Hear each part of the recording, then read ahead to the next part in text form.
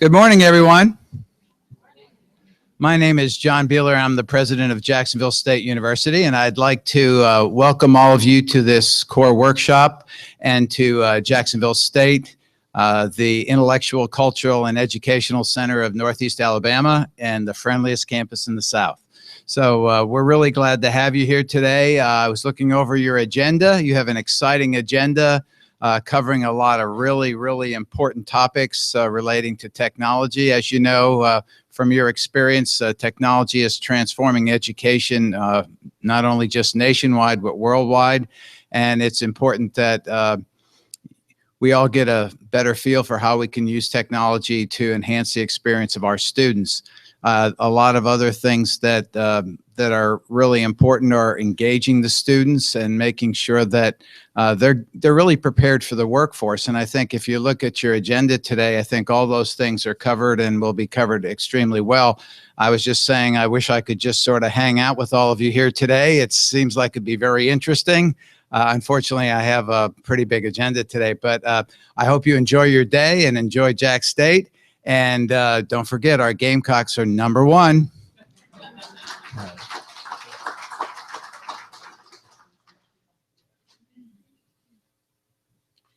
Good morning, everyone. I'm Alicia Simmons, and I'm Vice President for Research Planning and Collaboration here at JSU, and I have the wonderful fortune of being able to work with CORE on just about a daily basis, I would say. As you know, CORE is collaborative regional education, and we are so excited about what we've accomplished as a region over the last few years, and excited about some of the possibilities of where we might be going from here. I know we've got many of our teachers who are in our treatment group involved in our study, and if y'all would please stand up, we want to recognize you and thank you for all that you've been doing. Thank you. This is their second year involved in the study, and we're asking a lot of them. I know I say this every time, but thank you all so much. We appreciate all that you're doing. We have some really exciting things going on today. Let me also thank Lynn Garner and our staff at JSU who've been making all of this happen, this workshop. They do a wonderful job planning for you guys year round, and we're just glad that all of you are here. The agenda is exciting. I'm excited to introduce to you our first group of speakers. They are from the Cyber Innovation Center in Bossier City, Louisiana. And we've been fortunate enough to be connected with them and find out about all the exciting things that they're doing in their region and actually nationally. They've developed this incredible curriculum that they're going to be sharing with us this morning. And we're so excited to let you know that they will be here in June for CORE Academy. So you'll be able to hear more from them in June. So we're really excited about our partnership. This is CB Kaz, and I'll introduce him to come on up. Thank you guys for being here. Thanks. stand behind podiums very well. Can y'all hear me in the back? Okay. Thank you. My name is GB Kaz. I'm the Vice President of the Cyber Innovation Center, and I appreciate the opportunity to be with you here today with you. And I've got some of my great team that will lead you into all the details of our curriculum. But I want to tell you a little story first. So our country, our nation is facing a tremendous challenge. And that challenge is around workforce. We have a global economy that's changing every day, that's presenting new opportunities. But we as a nation must produce the workforce to excel and achieve those great things as we have throughout our history. And if you look at what's going on, there's some scary trends. One that some that impact our national security and our economic dominance, our global position as a leader. So if you look at our workforce today, let's take it as a circle. It's about this big of math, science, technology engineers. Half that workforce are foreign nationals, non-U.S. citizens who can't do the work necessary for the federal government because they aren't U.S. citizens. They can't obtain a security clearance. So now our workforce is about this big. The other thing that's with the demographics of our workforce, over 20% of them are either in age of retirement or nearing the age of retirement. So that workforce that's this big is now shrinking. And the scariest trend of all is what's feeding that group, that workforce. Well, it's a group of folks who are disenfranchised with STEM education, who aren't choosing STEM degrees. And if they do successfully accomplish their college diploma, it's taking them 6 years instead of 4. It's taking them 3 years at a community college instead of 2. So we have a pipeline feeding the workforce that is shrinking, that is getting longer, with less water or oil going through it. We live in an oil community. So the other thing that's going on is at that same time, you have an exponential growth in demand for those jobs. STEM, which this presents the opportunity that we're going to talk to you about today. STEM unemployment right now is less than 2%. We're all talking about jobs, jobs, jobs. There are jobs out there in certain fields. The other thing is today, in cybersecurity alone, there's 360,000 jobs unfilled. By 2020, they expect over 1 million jobs unfilled in our nation for cybersecurity alone. And here's the greatest challenge of all for the teachers in the room. We don't know what problems our kids are going to have to solve, and we have no idea. We can't begin to fathom the resources they'll have at their disposal to solve them. So we've got to teach our kids to think. So how's that coming to the Cyber Innovation Center? Cyber Innovation Center is in Bossier City, Louisiana. Who's heard of Bossier City? All right. Yeah, it's excellent. That's a lot more than we normally get. We're not too different than Northeast Alabama. I grew up in Birmingham, moved to Louisiana a while back, so I'm familiar with the area. Bossier City has a great oil and gas community. When it's good, it's good. When it's bad, it's bad. We have a great ag manufacturing history. But what we didn't have was a knowledge-based economy. So our local government said, we're going to change that. That's the wave of the future. We got to create that. So they invested about $100 million with our state to build our center and the infrastructure to attract the jobs. So we had a building. Fantastic. You can walk down the street in Bossier City, Louisiana, and say, what's cyber? And no one could answer that question. They couldn't spell it. So we had another challenge. We weren't going to be able to attract the workforce to Bossier. While we love where we live, not everybody wants to move to Bossier City. And if you had the skills in cyber and STEM, you were employed. You didn't need to move. So we set on a mission in 2008 to build an organically grow a workforce in our community that would serve as the attractor for industry, to bring jobs, high-paying jobs. We have kids coming out of college making $80,000, $90,000 now. Kids coming out of our community college making $50,000, $40,000 a year. So what we did is we set out to build an academic outreach program to grow that workforce organically. We had some huge successes early on, and we now are blessed to have DHS, Department of Homeland Security, 3 years ago funded us on a 10-year program to roll our programs out nationally. Because the problems that we face as a nation and a workforce are not going to be solved federally. They're going to be solved locally.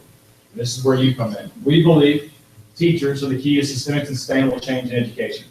We believe teachers are the key to change in our nation. So all of our programs that these guys are going to lay out for you, all the curriculum we developed, all the camps that we host, all the competitions, everything we do is really about teachers. We provide professional development for teachers to give them new ways and new tools to engage their students in new ways. Because as you know better than anybody, this group of learners is drastically different than me and any one of you. They come out of the womb constantly stimulated in a world of technology. And so how does our classroom engage a student who's grown up in that environment? And so that's what Kevin is going to lay out, the cyber interstate. So last thing I'll leave you with is our cyber interstate. But what is that? Historically, we use a pipeline metaphor in education.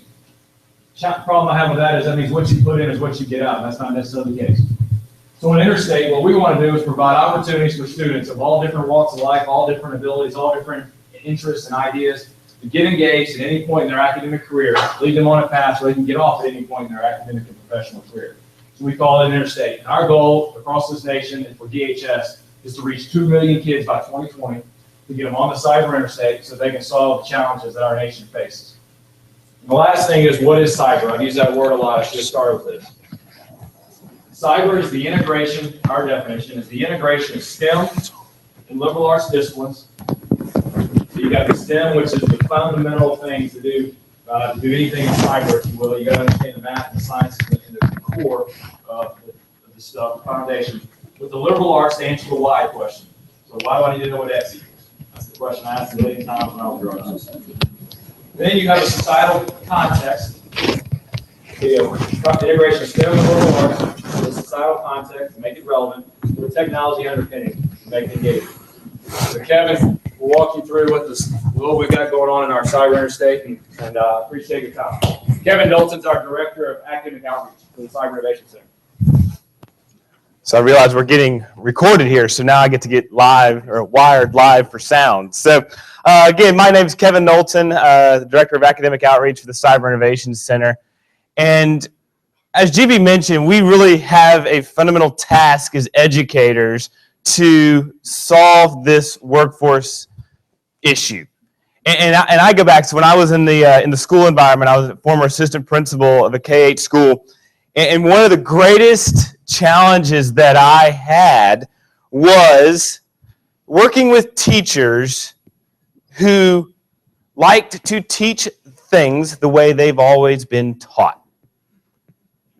Working with teachers who have done things for 20 years with chalk and a chalkboard, albeit great ways.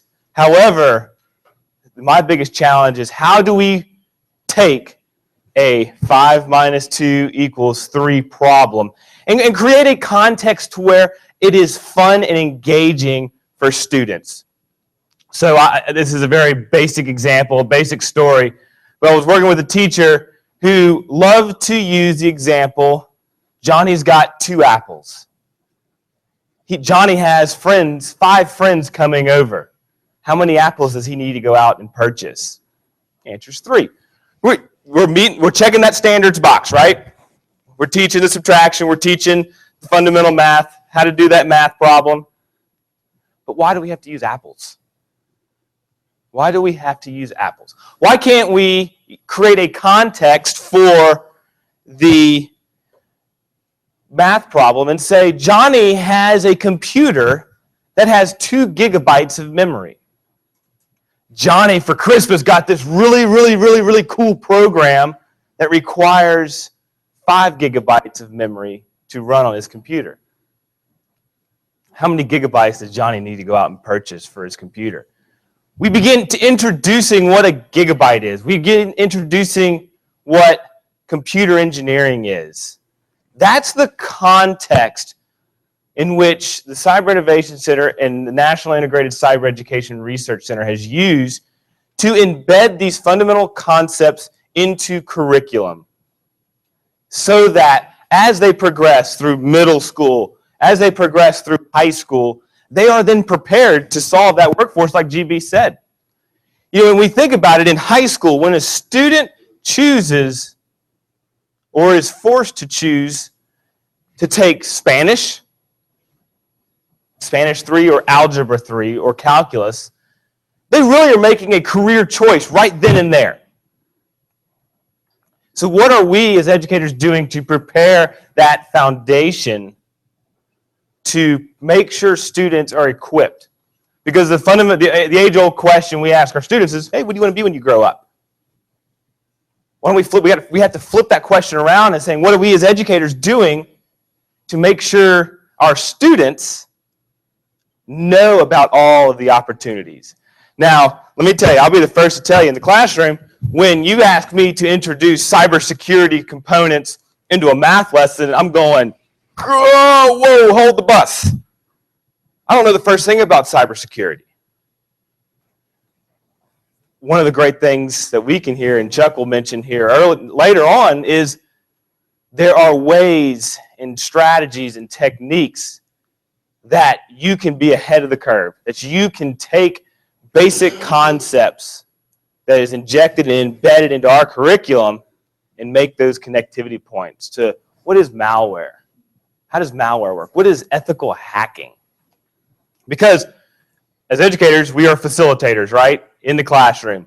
And especially when it comes to technology and innovative learning, these kids know 10 times what the functionalities of technology and how to get it.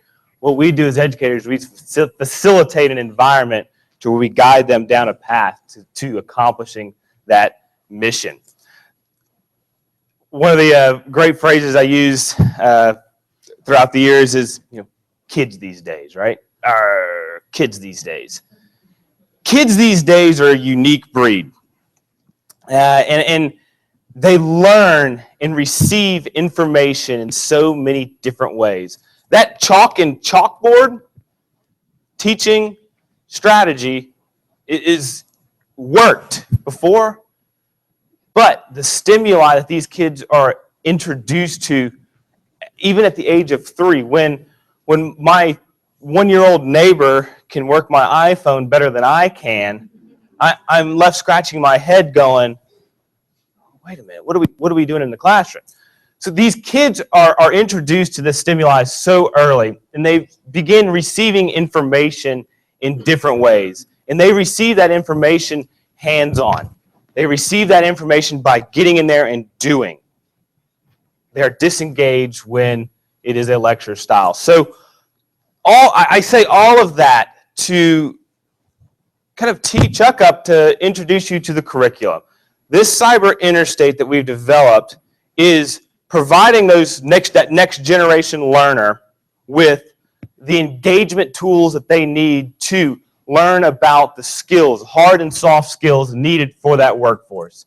The courses in this cyber interstate also are providing these students with opportunities to understand a foundation concepts that are needed for, again, that future workforce. And I know it's like we keep beating a dead drum, that same drum, but it's all geared towards preparing students for their future in whatever career path that they have.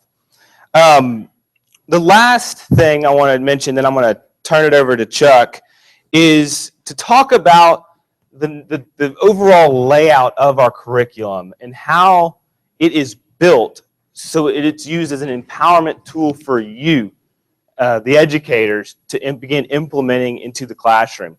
It is modular-based and project-driven, or project-based and modular-based. So what that means is it can be plug and play. Earth science is taught in 6th grade in Louisiana. It could be different in Alabama. But we have earthquake modules, volcano modules that can be pulled off the shelf and embedded into existing curricula. Also, there are 180 hours in each of these curricula threads. And so you could feasibly stand up an entire course on cyber literacy 2, cyber science, physics, which is mapped to AP, advanced math for engineering science, a 4th-year math class or an elective math class, AP computer science. These courses can provide, and I know we don't like as educators, turnkey solutions. These courses can provide a turnkey solution for, again, solving that context for the content and providing an engagement for those students. I'm going to jump in. So this makes it, we're not selling anything. All this is free. You're right. Go to our website. You can download it. It's all free to K-12 teacher in America. We are a nonprofit who are being delivering this all over the country, 39 states. Working with departments today. We'll be in all 50 by Christmas. So we're not selling anything. Right. People, that's one thing we always run into is when we get up into these presentations, people look at us going, oh, yeah. All right, what's the bottom line? All right, you're selling me something. Come on. Because DHS has identified us as their national model for cyber education, we received a grant that in a task. And this task is very simple, is every teacher in America needs to have access to this curriculum. And so, again, I think Chuck will mention it later on, is the learning management system. We use Canvas. And in Canvas, for each curricular thread, there's lesson plans, master notes, teacher workbooks, student workbooks, supplemental resources, assessments, everything that you guys need to begin implementing this into the classroom. So I'm going to stop yakking, and I'm going to introduce Dr. Chuck Gardner, who is a curriculum success specialist, curriculum development specialist, and a director of professional development. He travels the country putting on workshops and shows teachers how to have fun. Yep. So, Dr. Chuck Gardner. Thank you. We're going to have some fun today, too. Good to see so many hands went up when we were asked about teachers before. Can I just quick show of hands, how many are middle school folks in the room? High school folks? Excellent. Elementary? Okay, you have a job here, too. While most of our curriculum on this Interstate, as Kevin's discussed, is 6 through 12 geared, because of its modular design, a lot of the components can be brought down to an elementary level, 3 through 5, even maybe a little younger. And some of the middle school stuff has great applications in high school. As Kevin said, one of our goals is to make sure that every teacher can find some use here with our materials.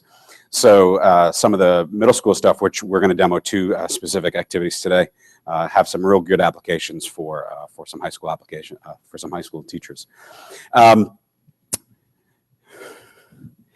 So the logos on the board are some of the projects that you'll get access to when we register you on our learning management system. As Kevin mentioned, our curriculum is hosted through Canvas. Most college campuses use things like Canvas to host notes and stuff. So we've got all of our documents on Canvas. You're going to get access to thousands of pages of curricular materials. The left, the Junior Cyber Discovery 2.0, those are some of the summer camp opportunities that we have, partnerships with local universities where kids spend 6 days at a residential setting. Junior Cyber Discovery is a middle school opportunity that we have in place at a local middle school, and it's a day camp. Towards the right half is some of our curricular titles, the computer science, cyber society, cyber literacy, physics, and AIMS. Those are our high school titled courses, generally 9 through 12. Right in the middle, the digital brain, RARC, that's our regional autonomous robotic circuit. That's a local Shreveport-centered competition that involves thousands of students from the northern Louisiana tri-state area. We call it ARCLATEX, Arkansas, Louisiana, Texas area, so very popular. And bottom left, the 2 heads in the circle, that's STEM EDA. That's our middle school curriculum. We've got 36 modules that will cover a lot of the content that your teachers will be presenting in middle school, and that's what we're going to talk about here in a little bit. Educational Discovery Forum, bottom center. That's our summer workshop for teachers, 4 intensive days to look deep into each of the threads on the right side of the screen. So we bring teachers, this year we're in Dallas for 4 days in July, where teachers get a deep dive into the curriculum, and they'll learn from teachers who have presented in the classroom, some of the subject matter authors. I'll be presenting cyber literacy this year as a course I wrote for ninth grade students.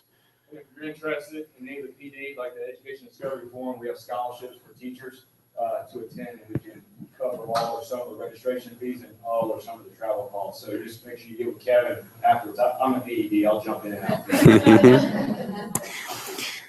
So STEM EDA is our middle school curriculum.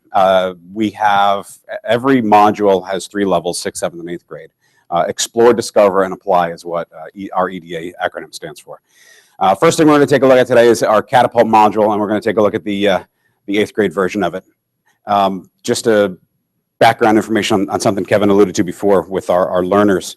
I was in a conference in Baton Rouge the last 2 days, and an 11th grade student came up to me, and he was intrigued by the robots, which we'll talk about in a little bit. And I asked him, I said, so where do you think you're going to college? And we're halfway through, right? Halfway through the school year almost. And he said, I don't know. I said, have you applied anywhere? Have you looked at anything? No. All he knew of was LSU because it was the big name down south by Baton Rouge. He knew he wanted to be an engineer. Other than that, he had placed no thought into what he was going to do after his senior year ended. And we spoke for about 20 minutes.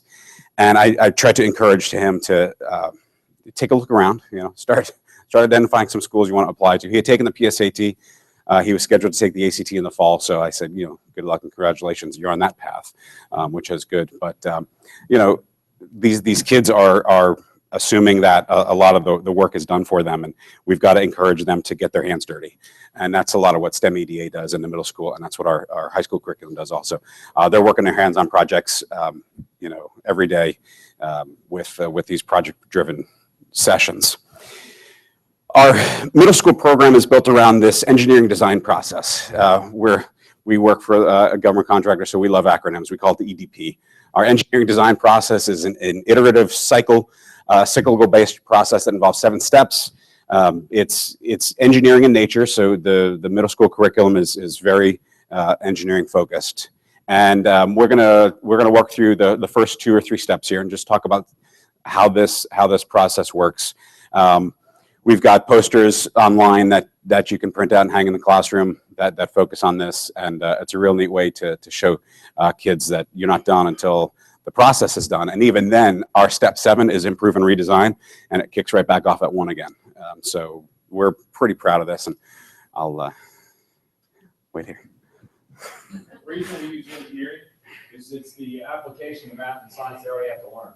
So we developed this process so we could drive, we say project driven, we drive the fundamentals through projects. Projects are just a tool. Sorry, yeah, I know. All right, and I'll add one thing about the engineering design process as well. We're all ADD, sorry. Next generation science standards. Their big initiative when they rolled out was to bring engineering down to the K-12 space. And one of the things that I love about that is the challenge.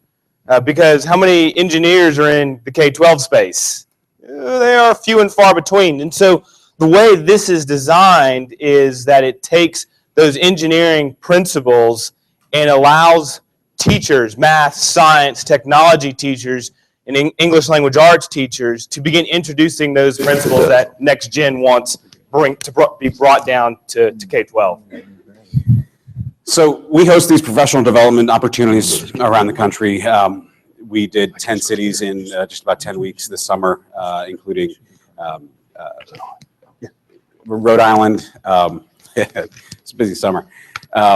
Minnesota, California, Arkansas, Virginia, Louisiana, North Carolina, a bunch of, that's right, I was in North Carolina. So we start this, we take the student, we take our teachers through a lesson as if they were our students. So for the next 20 minutes or so, I'm going to refer to you occasionally as my students, so bear with me. So as I mentioned, our EDA, Explore, Discover, Apply, is based on our 3 grade level intentions. Anything with the Explore moniker is designed for 6th grade, but that doesn't mean it can't be adapted to other grades. In this Catapult module, the Explore version asks students to create a life-size version of a video game that shoots projectiles using a slingshot. And you can already start to identify where some of the physics is going to come in there, some of the mathematics. We talk about spring constants and elasticity. The Discover version, which we intend for 7th grade, is to build a trebuchet to launch prizes at school events. And the Apply version is to work for an outdoor gaming company that wants your team to develop a new outdoor catapult game. So we're going to go through the first couple of steps of Apply. And the goal here would be to develop this outdoor game. So the students are not getting just math and science and STEM fundamentals, but we're also expanding this curriculum to include humanities, liberal arts, research, reading and writing, all the components that make the other teachers, 1, jealous because you get to do all the fun stuff, but 2, thankful that you're incorporating their material into your curriculum. So we like to cross those boundaries with cross-curricular activities and on up into the high school models too. So I have a handout.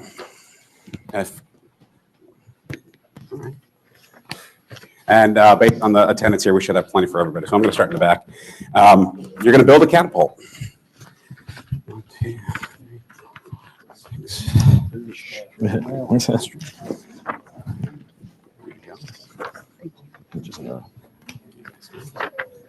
And this is one of our formatted worksheets.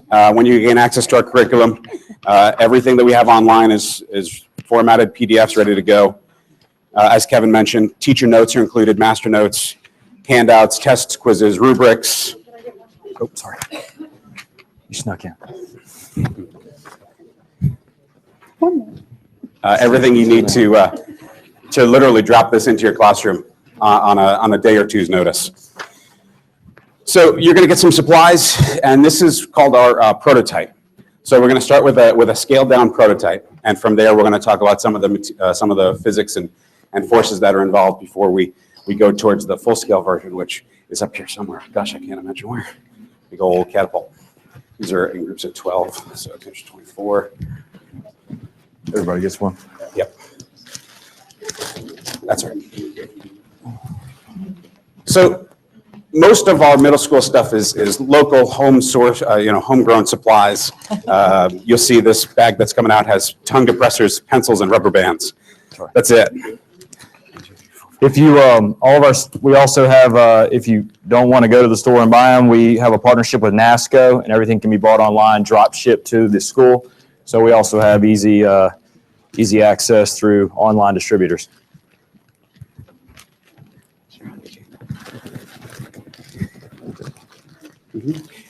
So the other thing about our middle school stuff is the first task is usually very little preparation.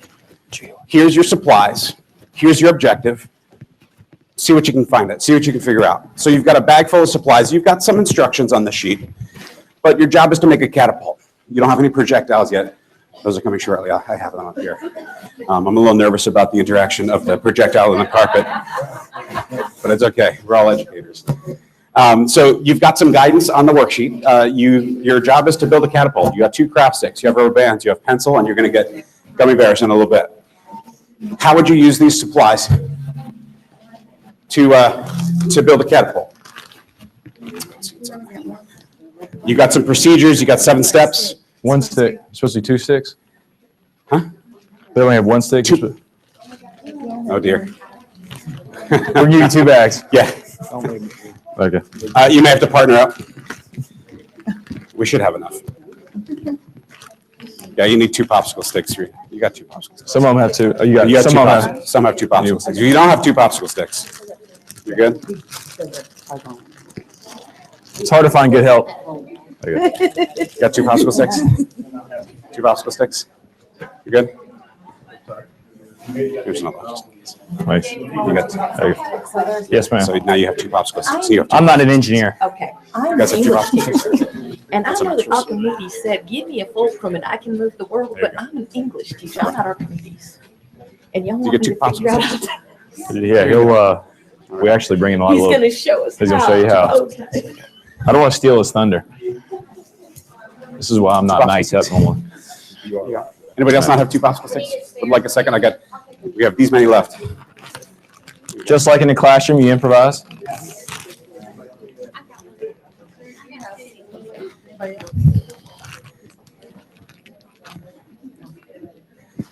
So as you work through the first couple steps, you're starting to realize that this really isn't a catapult, is it?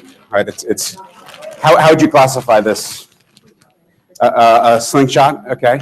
A springboard, right? A vault.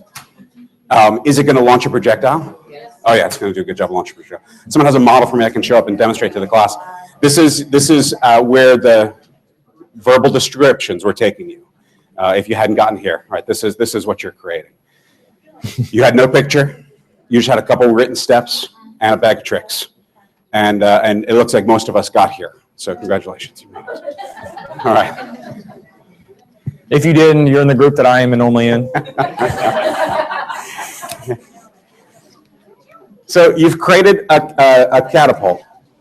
Our 7-step engineering design process starts with step 1, identify the problem.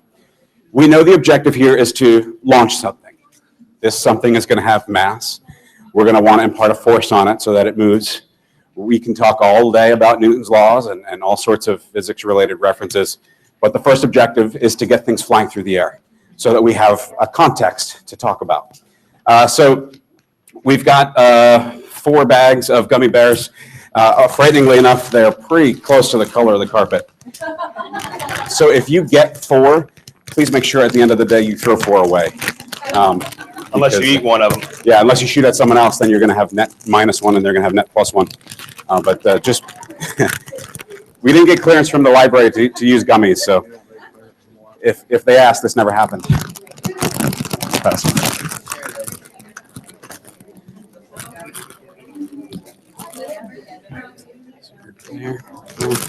Oh my God, we're dropping gummies already.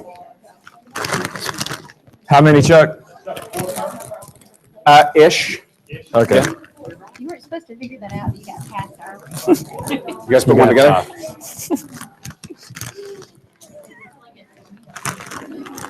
You want them firing away, Chuck? Huh? So you have a worksheet. Real quick, you have a worksheet, and your worksheet asks you to make certain observations.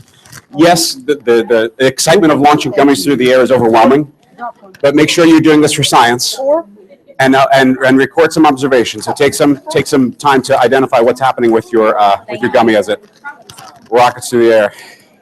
Anybody need gummies? Oh, this is gonna be a tough one. It smells like Easter.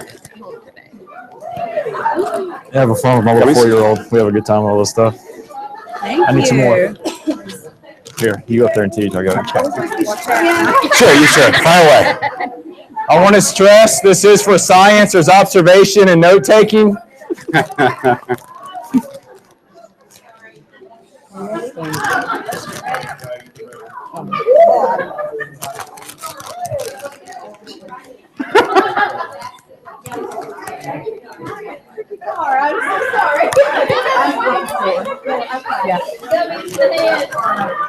Just Is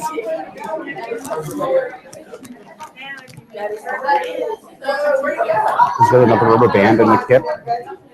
So imagine what you could put the rubber band in front of the pencil, and it didn't work either? Okay. Uh-huh. Yeah. Okay. Oh. There it is. Gotta bear down. Bear down.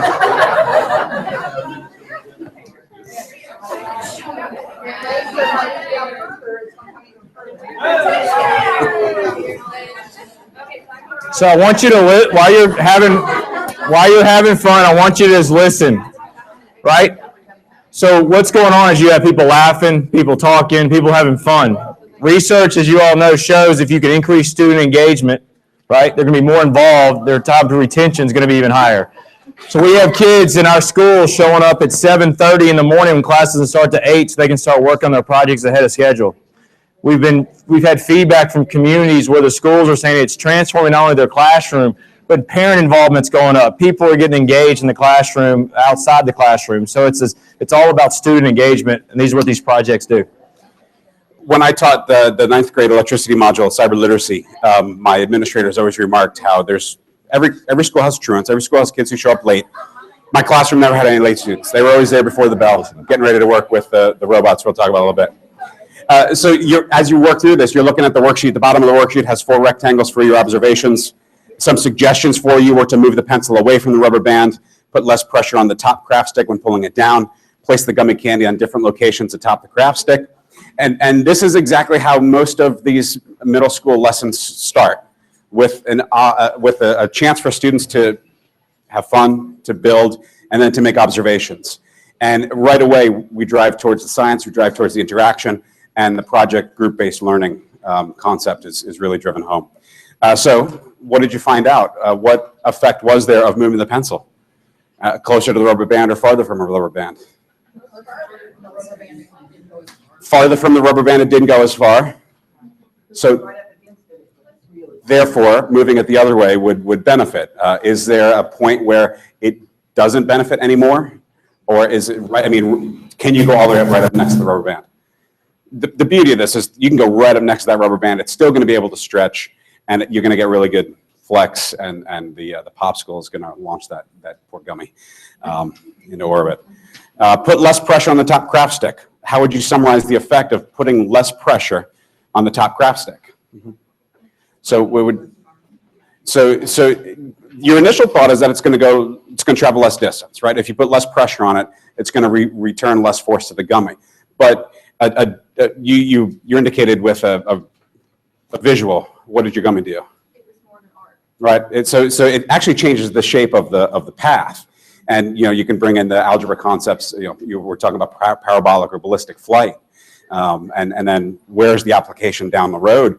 You can talk about the equation. If you could take a picture of this, maybe an image, and then freeze it on your projector screen, and you can plot those points.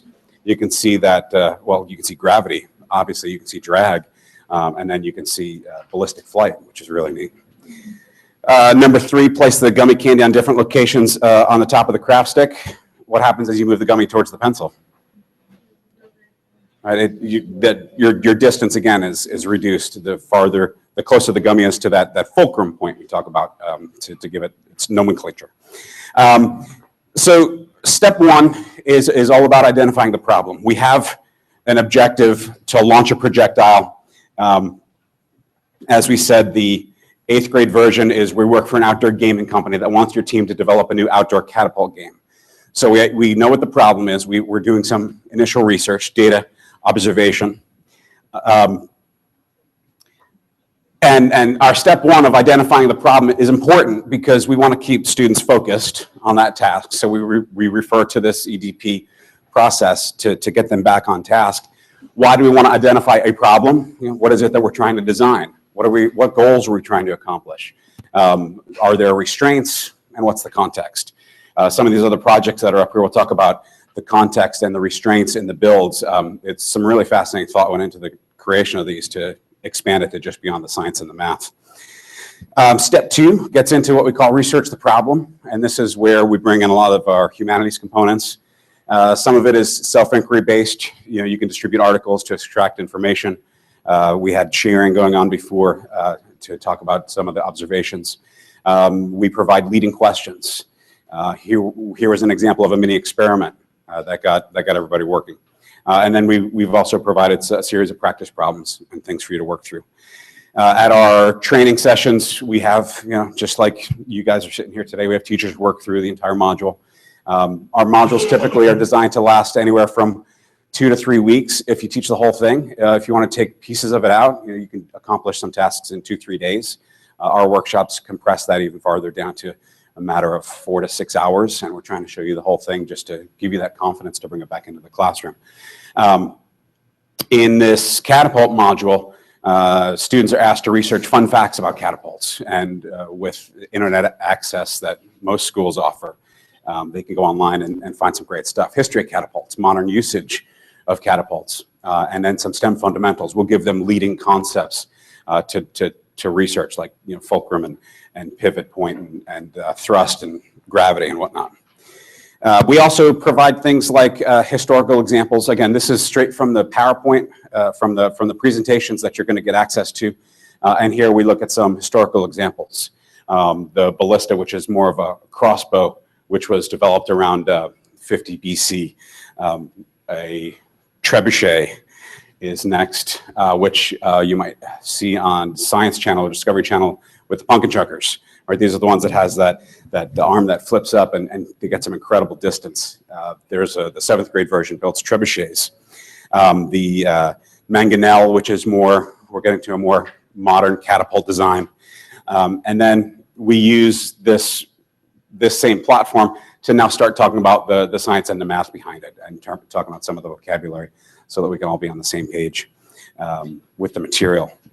We introduce the physics. Again, this is an 8th grade level, so we talk about 3 variable equations. Algebra loves 3 variable equations to be able to manipulate that. Solve for K, solve for X, solve for F. Ohm's law in electricity is a 3 variable equation. All sorts of great 3 variable opportunities for the science teacher to bring in other context from other classes.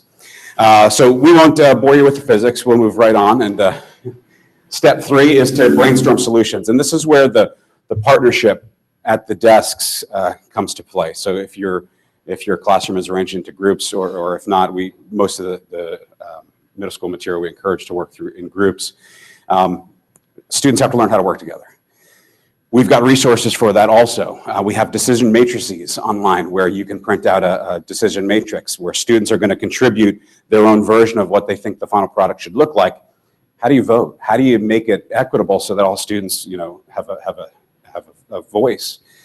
So we provide some decision matrices to help you through that. Students can learn about weighted values. If like the team thinks that the distance it travels versus the look of the catapult is more important, they can give weight to that value. High school, they're going to have weighted grades anyway, so we might as well start talking about weighted values earlier. So it's a great opportunity for preparing these kids for what's next. So step 3 is the brainstorm process. They talk about some solutions, and then how to choose a solution. How do you objectively assess each design? And those are some of the resources that we provided for you on campus. And they work across all of the modules. We said there was a creative component to each of these, and in the 8th grade catapults version, it's to develop this marketing campaign for this new catapult ride at the amusement park. So you have to come up with a logo.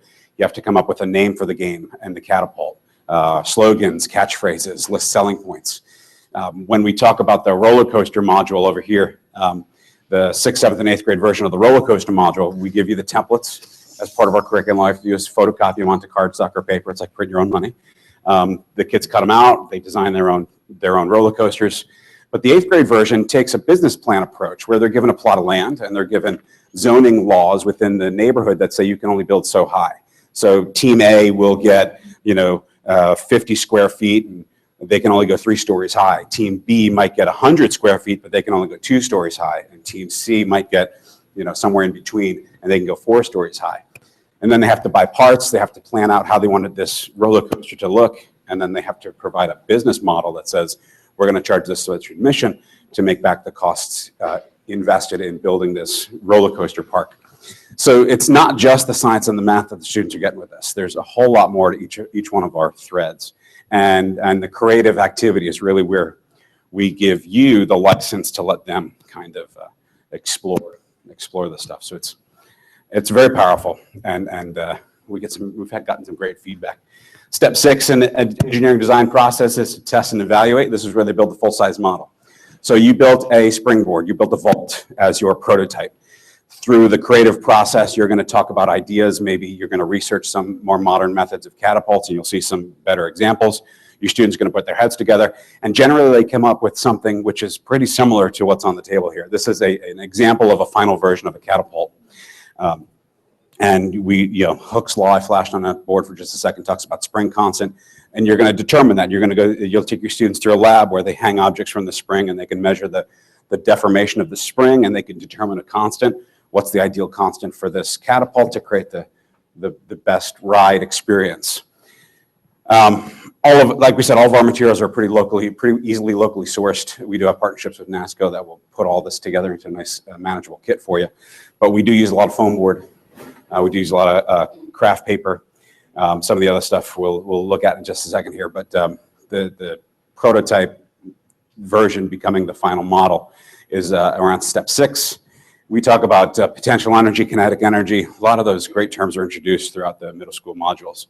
And I'm sorry, did you want a picture? You're good? Go back. We love being able to talk about potential and kinetic energy. In the electricity module, we can even bring in electrical energy into the conversation. Step 7 is the last step of this iterative process, and it's improve and redesign. I love the improve and redesign part. I did a paper airplane 2-day lesson in my 9th grade classroom. It was we had a power outage, internet was down, I had nothing to do. So I said, okay, let's make paper airplanes.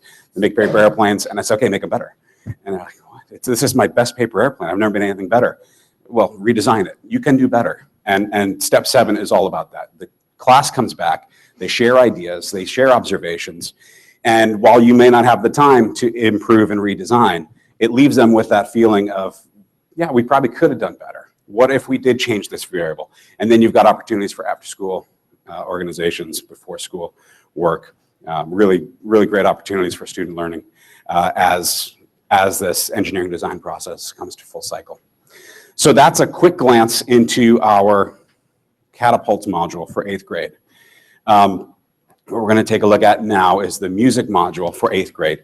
And all 3 levels of the music module have an interesting connection to cryptography. We're gonna got another worksheet for you. We've got another activity for you to work through, and it's going to be some information sharing going on here.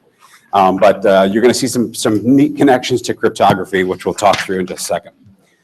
The context of the 3 levels of music started with the Explore version, where students are charged with researching and development, a development team tasked to crack a safe, where notes open locks. The Discover version, after traveling through time, teams design a percussion instrument inspired by a culture of the past. In the 8th grade version, new recruits learn necessary music fundamentals and develop cryptography skills in order to become secret agents of HARP. And that's, again, the one we're going to take a look at today. You're going to become secret agents of HARP, the Homeland Action Response Program. But you can already see the great opportunities for web-based research, for documenting your sources, having conversations about what are reputable online sources, what are not. The whole avoiding Wikipedia thing, great opportunities for classroom discussion come here.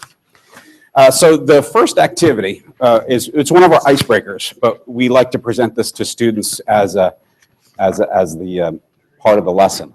It's called the Pigpen Cipher. You've got an example of this on your screen. It's a version that you can probably read a little easier than the one on the board.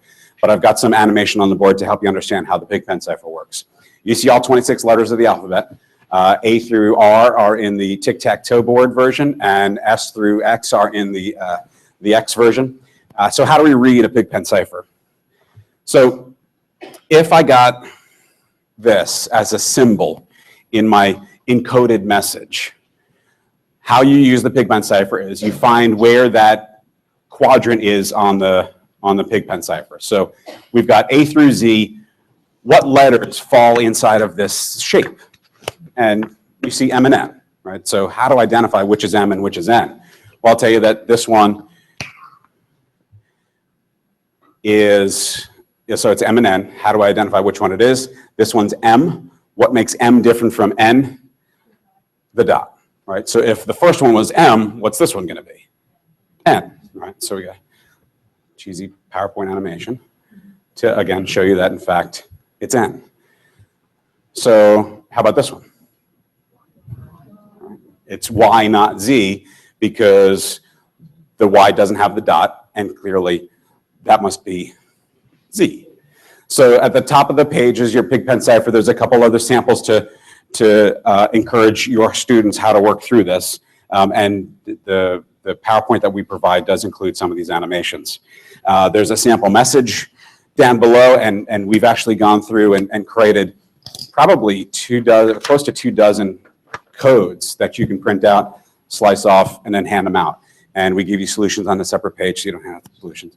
But then have kids decode, and then what they have to do is they have to find someone in the room who has the same message. So presumably you would make 2 copies of the codes, and then you would hand them out in pairs randomly. So then the students decode it, and then they go find their neighbor, and they share answers to the questions. So since I didn't prepare copies for each of you to work through, I prepared one message for you all to work through. And folks in the back, you may need to snap a picture and bring it back to your table, but I've got a message for you. We'll give you about 5-10 minutes to work it out. It's 4 words. When strung together, forms a question. I'll give you a second to decode. Good luck. Do you have the Jeopardy music? We have workshop resources for music in classrooms. Vitamin String Quartet is one of our favorites. 2 cellos, piano guys, really great thinking music. But be warned, some students don't perform well when there are those distractions. So make sure you're equitable to all students.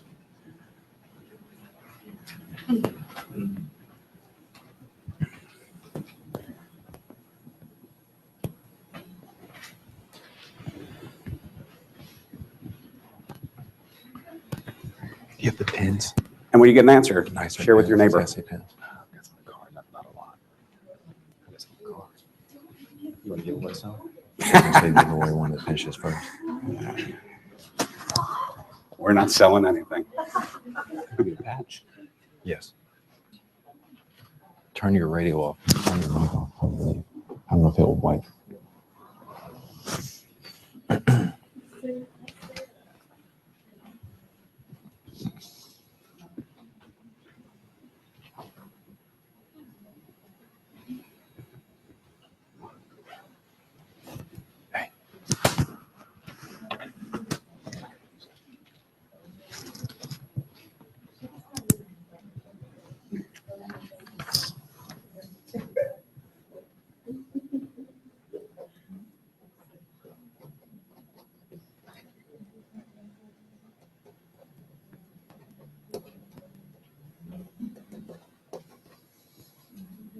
I wrote this last night after getting in from Baton Rouge, so I checked it 3 times for spelling. Should be right. Okay. Huh? This will hurt.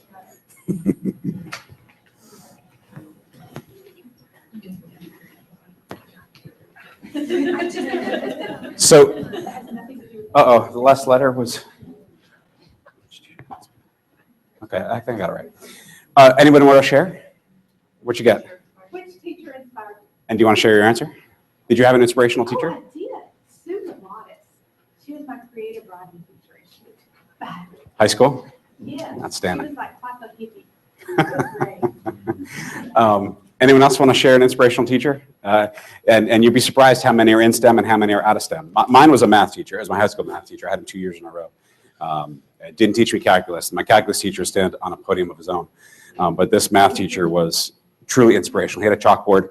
I don't want to date myself too much, but his hands at the end, back then, man. we had at the end of the day, his hands would be yellowed with chalk dust, and he was so energetic when he taught. He would break chalk, he would throw it across the room, he'd get another piece, and he'd start writing again. He'd break that chalk, he'd throw it across the room, he'd grab another piece. I mean, the man went through boxes of chalk a week, but he was so engaging, and I try and model that, and I try and tell myself every time I go in front of a crowd, remember Mr. Weeks. He truly, I mean, one of a kind. Anyone else have an inspirational teacher? Who do you got? My 8th grade English teacher at Tax High School was now the librarian there. Good. And I had her in one of her very first years of teaching. Mm-hmm. And of course, I went on to become an English teacher because Good for you. of her. She was the first teacher that had ever incorporated anything into the language arts world that I enjoyed on a personal level. Mm-hmm. She had us actually analyze music and such, and no teacher had ever allowed us How to about do that? that before. Mhm. So it completely brought me. Yes. So We're going to talk about music in just a I'm second. like, Anyone else? So 2 English teachers so far. I mean, you know, our inspiration definitely lies outside of science and math. Sharon Britton, she was mine. She taught me math for a year. She, like you said, very inspirational. She was battling breast cancer. She still showed up Good for her. every day and energetic, Outstanding. ready to go. Yeah. And that's the reason I'm doing what I'm doing today. We all have them. And how cool would it be in 20 years when your students are sitting in a crowd like this and they're asked who's their inspirational teacher and they name you guys. You know, I talked to us, my first year was middle school in Florida. And I'll never forget some of those students. And as it turns out, a couple of them haven't forgotten me either, which is cool. And, you know, we want to make sure that you're one of those teachers in 20 years when your students look back and say, that man, that woman changed my outlook.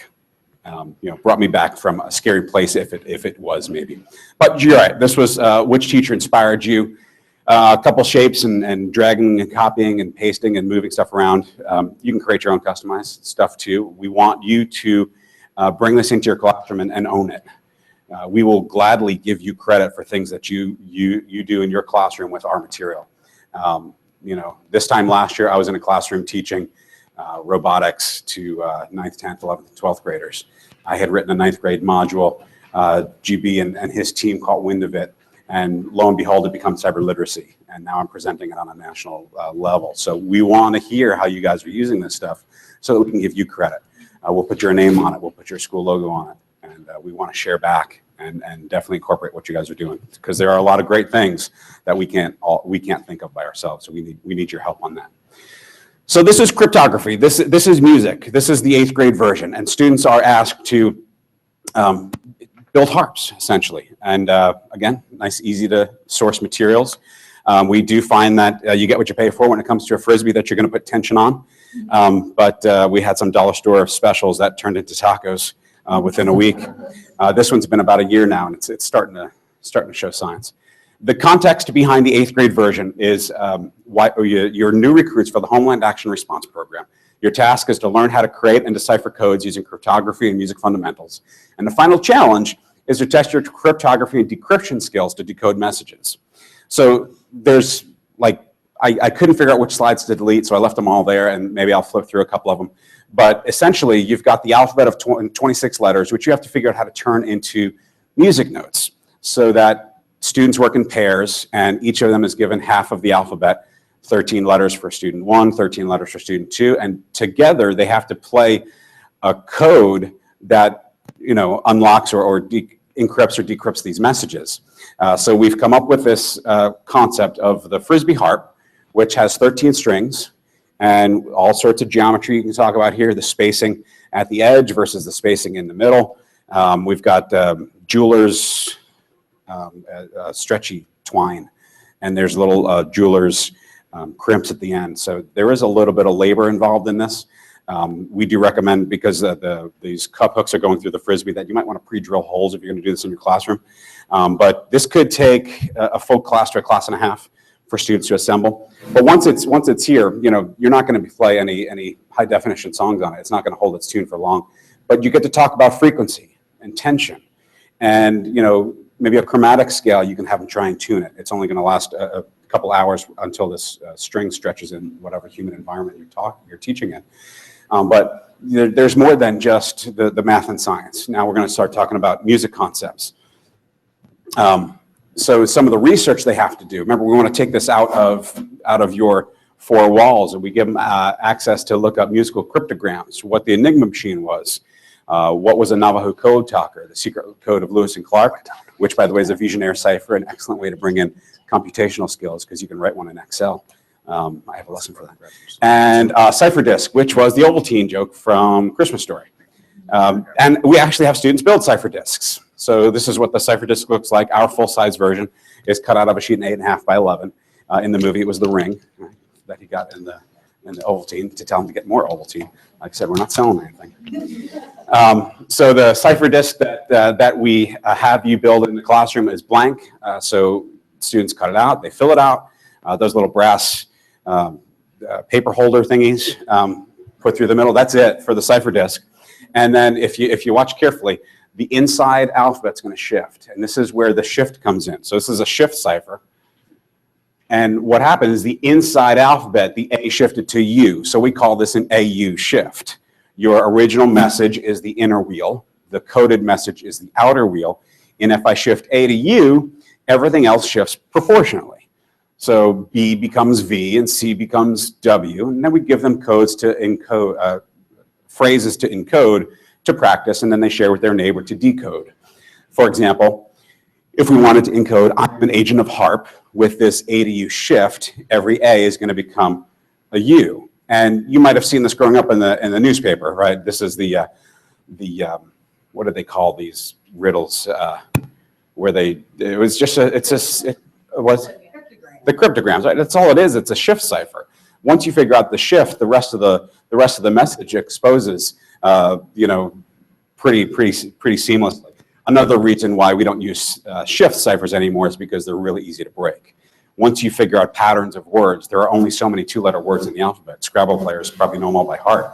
Once you figure out what the two-letter word is and where the shift is, the rest of the message is open. So the plain text is I am an agent of HARP. It gets encoded into C, U, G, U, H, U, A, blah, blah, blah. Clearly has no meaning to anyone passing you on the street. So this is some of the cryptography skills that the students are learning. Step 2 is research, and we give them tasks to research fun facts about music, stringed instruments, fundamentals of sheet music, history of harps, and then math and science. We always got to inject that science in there, so some math and science applications with sound. And when we do these in our workshops, you guys go through these exact same research procedures, except we only give you about 2 minutes per topic, where you might give your students 5 or 10. But still, we fill up poster boards with Post-its of topics that you guys research, and it's great. And So I talked about classroom resources, decision matrices. We also have these classroom resources of how to share ideas on multiple research topics. If you have a class of 20 and you have these 5 topics you want them all to research, well, make up 5 poster boards and then give them 10 minutes, and we call it carousel brainstorming. Shift that poster board onto the next group and they add to it. Encourage them not to duplicate, because then they'll just copy whatever it is on there. They should find their own information. But carousel brainstorming is a great way to get everyone involved in multiple research topics and contributing. And then at the end, you have each group share the poster that they ended up with. So it looks like we're coming close to time. So I'm going to talk about a couple of the other modules that are up here real quick. This is the 8th grade version of music, where they're designing a harp. A lot of the physics that come into play there. The 7th grade version talked about researching ancient cultures, and then they have to develop percussion instruments. So this is an example of a maraca, or I'm not exactly sure what it was called, but painted in, like a turtle shell. So they research ancient cultures, look up their percussive instruments, and then they design their own. 2 salad bowls, some beans, and a dowel rod. Another team came up with some cymbals using foam board washers and toothpicks, and they've created percussive cymbals. We have an aeronautics module, which talks about the physics behind flight. They build gliders.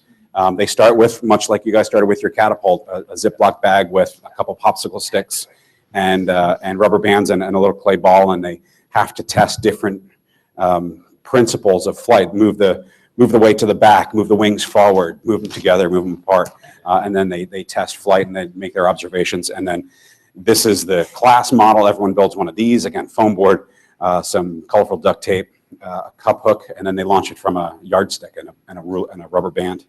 And then they get to design their own as a team. And we've seen some crazy, real wide-winged aircraft at some of our workshops. Electricity. We're teaching students electricity, 6th, 7th, and 8th grade, and they're wiring circuits. And they're talking about parallel and series, and they're talking about Ohm's law. And we give them multiple bulbs, and this version is 8th grade. They had to, this was 6th grade. There was a cyber attack, brought the power down in the city, and they designed flashlights. And this is a Pringles can. Our best days are when we get to go to the Dollar Tree and spend $30 to prepare for a workshop, because we'll give a teacher a rake, and they'll make a flashlight out of a rake. All sorts of crazy stuff that you'd never think. Girl Scouts made one out of a stuffed doll. They took the stuffing out, put the wires in there, and then where the head is all the spaghetti wires that's coming out. And it was really creative. And that was 4th and 5th grade Girl Scouts we did this stuff with. So they can get this. The 8th grade version, they have to design a board game. Again, another business plan module. But they also get to do the wiring on the back, and you get to talk about the concepts that they're using to make it work. And this one, it did before I left Baton Rouge. Yeah, hey, it works. All right.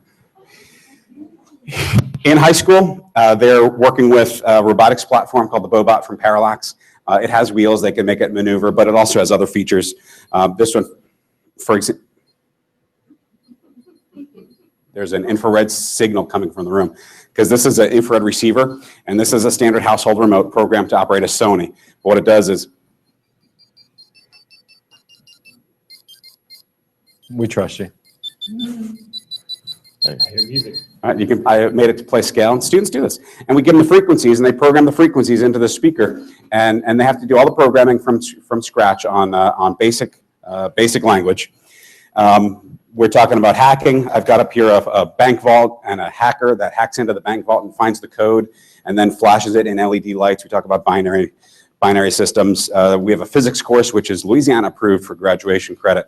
And one of the things we're working with other state departments of education is getting our curriculum mainstreamed for graduation credits, because we want to make sure that you have a reason to bring it into your class. So yeah, our curriculum maps to next-gen science standards. It maps to other national math and ELA standards, maps to state standards when we work with the state. And it also, we are building frameworks with state for K-12 computer science frameworks.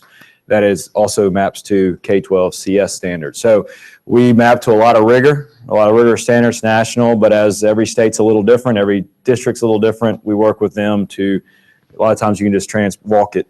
If it goes to this next gen, if you're not a next gen state, then you can map it to whatever that state standards are pretty easily. So we work with the states to do that. And I think that's about it. If you guys have questions, we're happy to answer. If you want to come up and take a look at some of these artifacts, we're happy to show them off. I just asked that on your way out, and I'm sure you got some more parting messages. Please take one more sweep under the chairs for gummies. Make sure you've got them. So, Chuck is, one of those teachers that we hate to bring him out of the classroom, but he's now impacting teachers all over the country. A couple things I want to leave you with, and Chuck mentioned a little bit.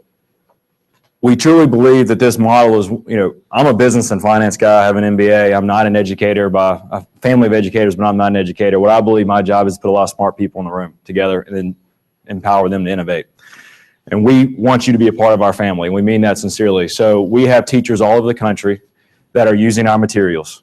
And what we are now seeing, and which we're so excited about, is they are now sharing their innovations back with us and sharing what they're doing in the classroom. And when it makes sense, what we do is we take it, we put it into our materials and we publish it. You become published an author. We put your school's logo on it, and we hire teachers all over the country to do training sessions wherever we are in the country. And if you're interested in doing that kind of stuff, whether it's be published or be a part of our training team, once you go through materials and you show us how you're doing it, we'd love to. We need more teachers training other teachers. So that's one opportunity. The other thing is I always like to stress is in this materials, I believe the reason we've seen 50% female participation rates in our STEM programs and where we are, while we've seen when we were in Baltimore, we had 68% African-American. We were in South Florida, we had a 70% Latino population participating. What we're seeing is when we go to a community, the demographics that are participating make up that community. So what it's telling us is we are engaging students the way they want to be engaged, no matter what gender, race, socioeconomic status. It's the way these kids want to be engaged. And so that's some of the power of what this, what we're doing. One school we work with, it's fairly high Title I school. Before they implemented our curriculum, they were having no one scored satisfactory on science standards. A year later, we were not the silver bullet. We were one variable in a lot of different things. But a year later, all but one student scored satisfactory above.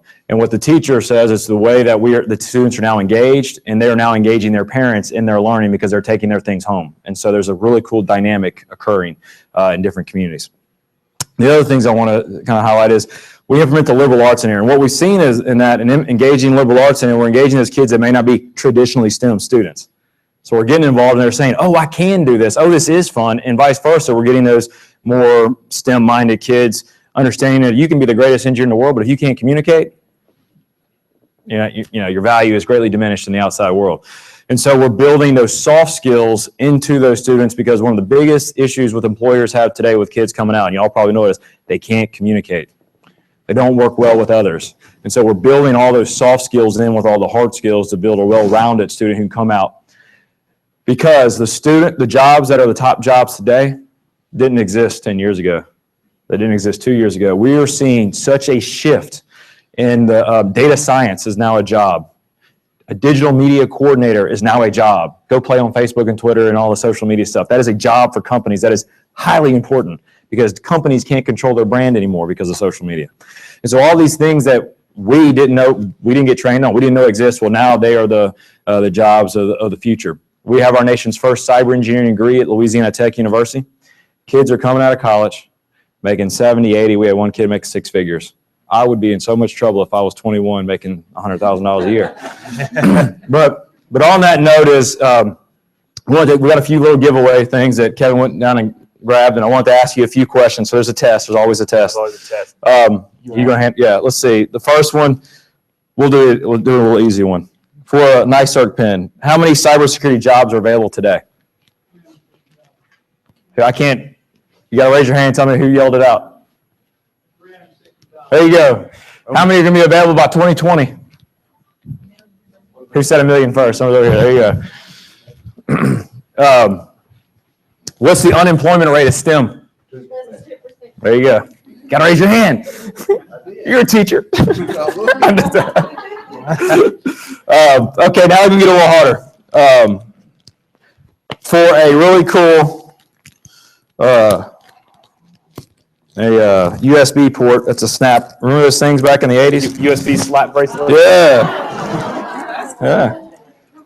What is the definition of cyber as defined earlier? Raise your hand. Yeah, there you go. Those who are taking notes are going to give you. Yes, ma'am. STEM plus liberal arts with societal context and technology. Look at that. There you go. Look at that. Is this preloaded with some of our stuff? Are these preloaded? Or Those these are not blank? preloaded. Okay, Those are not preloaded. good. Who, for another slap bracelet, who is the key to a systemic and sustainable change? I saw her. Teachers. Very nice. And so we've covered a lot of materials today, and we greatly appreciate your time. I know we fed you a lot of information rather quickly. NICERC, NICERC, the National Integrated Cyber Education Research Center, it's a mouthful, .org is our website for all of our educational materials. You can find all of our content on that website. It goes to a nice overview, shows you the picture of our content, which, by the way, what do we call all of our, somebody raise your hand, what we've laid out today and all the framework of our courses is called have you won something? I don't want anything. There you go. So this is the first cyber badge we did with the Girl Scouts on the West Coast. It's a cyber patch. So it's all available on nicerc.org. You click a button that says Access Curriculum. You'll log in. You'll create a username and password within 24 hours. We have to verify that you are a K-12 teacher. So use your school address, and then you will get logged into a class, registered into a class, and you'll have access to all the master notes, the lesson plans, the handouts, the supplement materials. All that is available through our portal. What learning management system do we use? She said it? I heard it first. Which one? One in the black. Or Here you go. Oh, sorry. And then you can either buy these materials. If you want the middle school materials, you can do it through NASCO. We drop ship them as a kit for about 20 students. They range from free to the highest is $400 because of some electricity and components. There's a lot of stuff they have drills in them. You can reuse some things, so they shift in price, and we're actually constantly working to get those down. This is year 2 of the evolution of the pricing of the kits. So you can go buy them on your own or drop ship them in. On the high school stuff, if you're going to buy BOBOTs, all of our high school curriculum uses some different materials. We'll outline that. Buy it through our website because we get a significant discount than going directly to the retailers. So it actually takes you to a portal to their site directly, but it's just they give us a lot of discounts because of the volume we buy through. What have I missed, guys? Is that it? I think you're good. What I'll add one thing about the curriculum. We will receive your emails, so we will automatically enroll you into Canvas. So you will receive an email from Vicki Hedrick, who's our curriculum success specialist. I would say either tomorrow, Monday at the latest, and that'll notify you that you have Canvas access. So your email will be the password. Your username and temporary password for Canvas. So you'll get all those instructions in an email. Any questions, y'all, for us? Easy crowd. Well, thank y'all very much for your time. Thank you. Thank you to our partners at the Cyber Innovation Center. I want to take this time. Our next session doesn't start until about 10:30. So let's take a break, and we've got refreshments across the hall. If you have not signed the STIPD roster, please do so you can get your CEU credit, and ask the guys questions and review their models too. Thank you. Good. That's great. Okay. Thank you for having us. Yeah. Oh, yes, you can take those. I'll use them for the next person.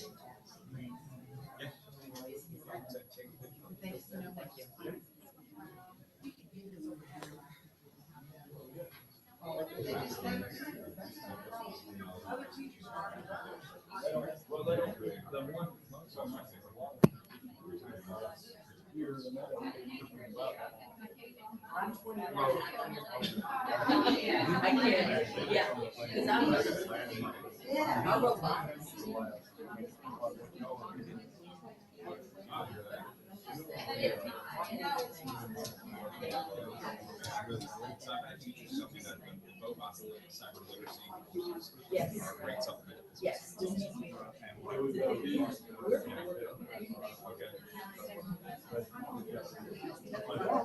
Yeah, this is a huge deal. Yes. Yes. Yes. The history. I'm going back and say, hey, well,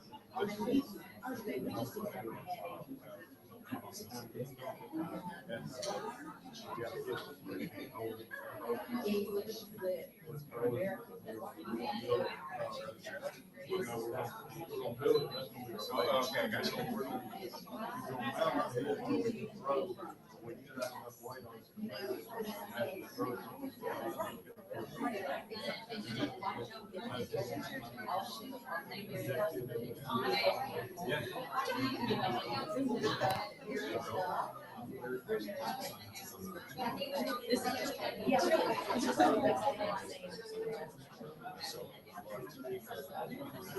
Yeah.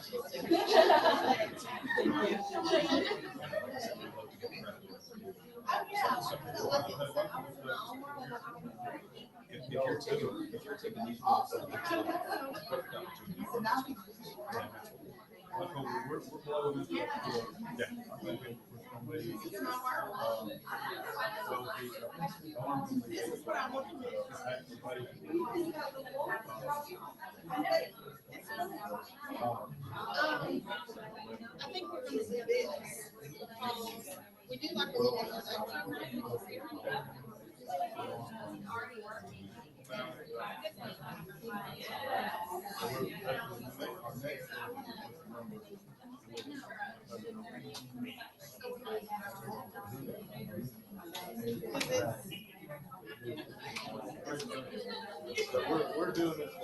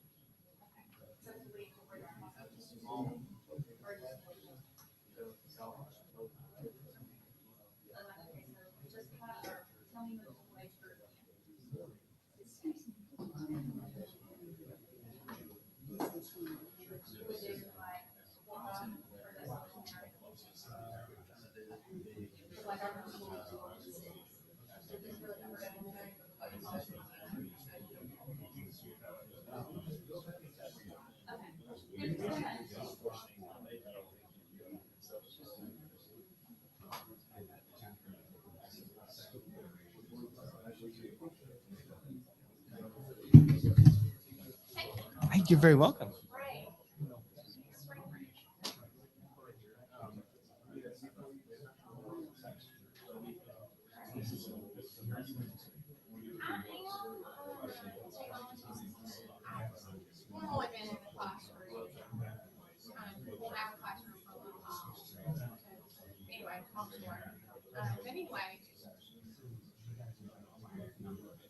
I work with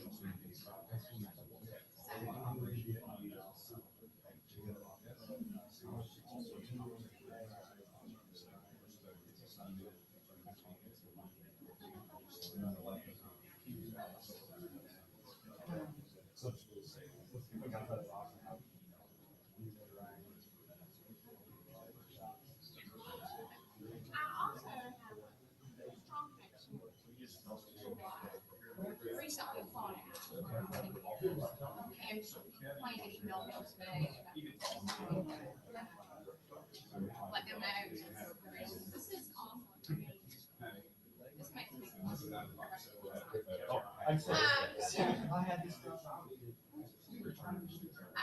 I'd like to come to school.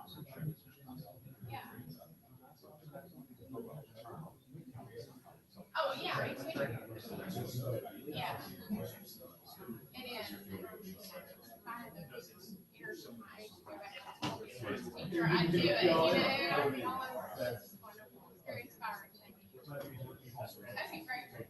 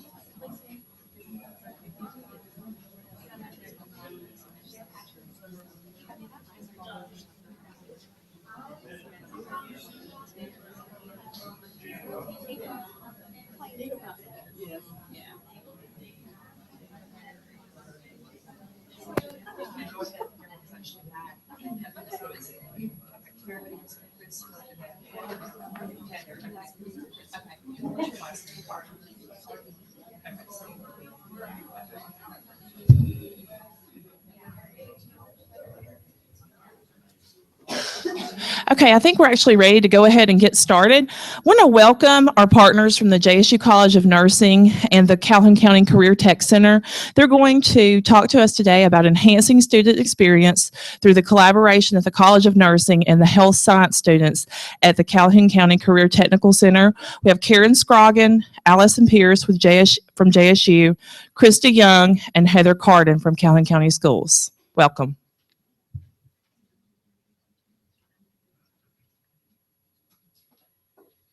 We really appreciate the opportunity to be here today.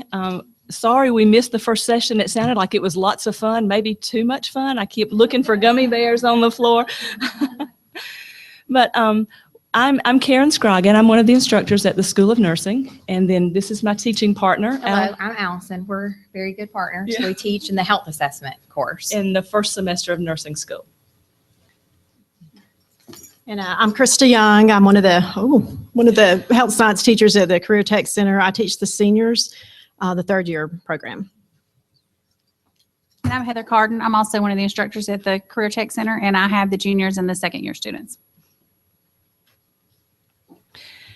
The things that we hope you come away with from this meeting are just a reminder of the mission of the CORE initiative, that program, College of Nursing outcomes for our students, the outcomes for the health science, the medical prep students at the Career Tech Center. We're going to talk about and get you to help us evaluate the benefits and of different types of simulation. And we're going to describe the collaborative effort between our two programs and get y'all your opinion to analyze what are the benefits, what are the advantages, perhaps disadvantages of the collaboration and the simulation as we do. So the values, the mission of CORE is to create a community of scholars within high school who have decided that college coursework is for them, to help them actively participate in dual enrollment, to help them navigate through the procedures, being a college student, take responsibility for their own learning, and to help them be well equipped to enter a college or university, hopefully JSU, and be successful as freshmen. So what I want to talk to you guys about this morning, this is a picture of our College of Nursing right across campus. Karen and I are actually alumni, and we all are JSU alumni. So that's our proud building where we spent a lot of time. Little blood, sweat, and tears are left in that building, but that's where we work. So our College of Nursing outcomes are critical thinking. Our objective is that we, all of our faculty, we really want to empower exemplary nurses to care for anyone, anytime, anywhere.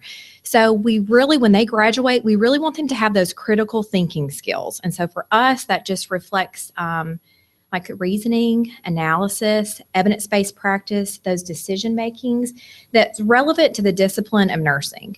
That critical thinking encompasses those knowledge, the skills, the values from the arts and sciences so that we can provide safe and effective care for our patients. So that's what we are teaching our students. We also want them to be able to provide therapeutic nursing interventions. So we want them to know theory, but we also want them to know evidence-based practices. And so I'm sure if any of you were a patient in the hospital, you'd want the most current evidence-based research that we're doing those modalities. You would want us to be providing that care to you. So we want the students to understand that. We want them to be implementing those not only in the clinical setting, like while they're still in school, but as they graduate, we really want them to have those therapeutic nursing interventions. And effective communication is a very big thing. I think that you can all agree that this day and age, our students text a lot and they send emails. So we want them to be effective communicators, orally, verbally, non-verbally. We need for them to communicate with us well. We need for them to communicate with each other well. The colleagues, the staff at the agencies where we do clinicals. So effective communication is a very big outcome for us also at the College of Nursing. And then professional behavior. We really embrace the American Association of Colleges of Nursing and the American Nurses Association, their code of ethics. We really like what they've declared as professional behavior. We also respect that, and we want our students to exemplify that professional behavior also, again, with us. But also the very first day of class, we talk about, what they're putting out there maybe on Facebook that's not professional. The professional behavior that we see, we're very close with our students. We spend a lot of time with them, during clinicals and in the classroom. So we see them, a lot of behaviors, and we want them to be exemplary nurses. So we want them to be an example of our professional behavior. And thankfully, we've all been through the university, so we know that how we are supposed to act. We know what kind of nurses we are, and we know what kind of nurses we want the students to be. So that's just part of this professional behavior. So these are the outcomes that we expect for them when they graduate.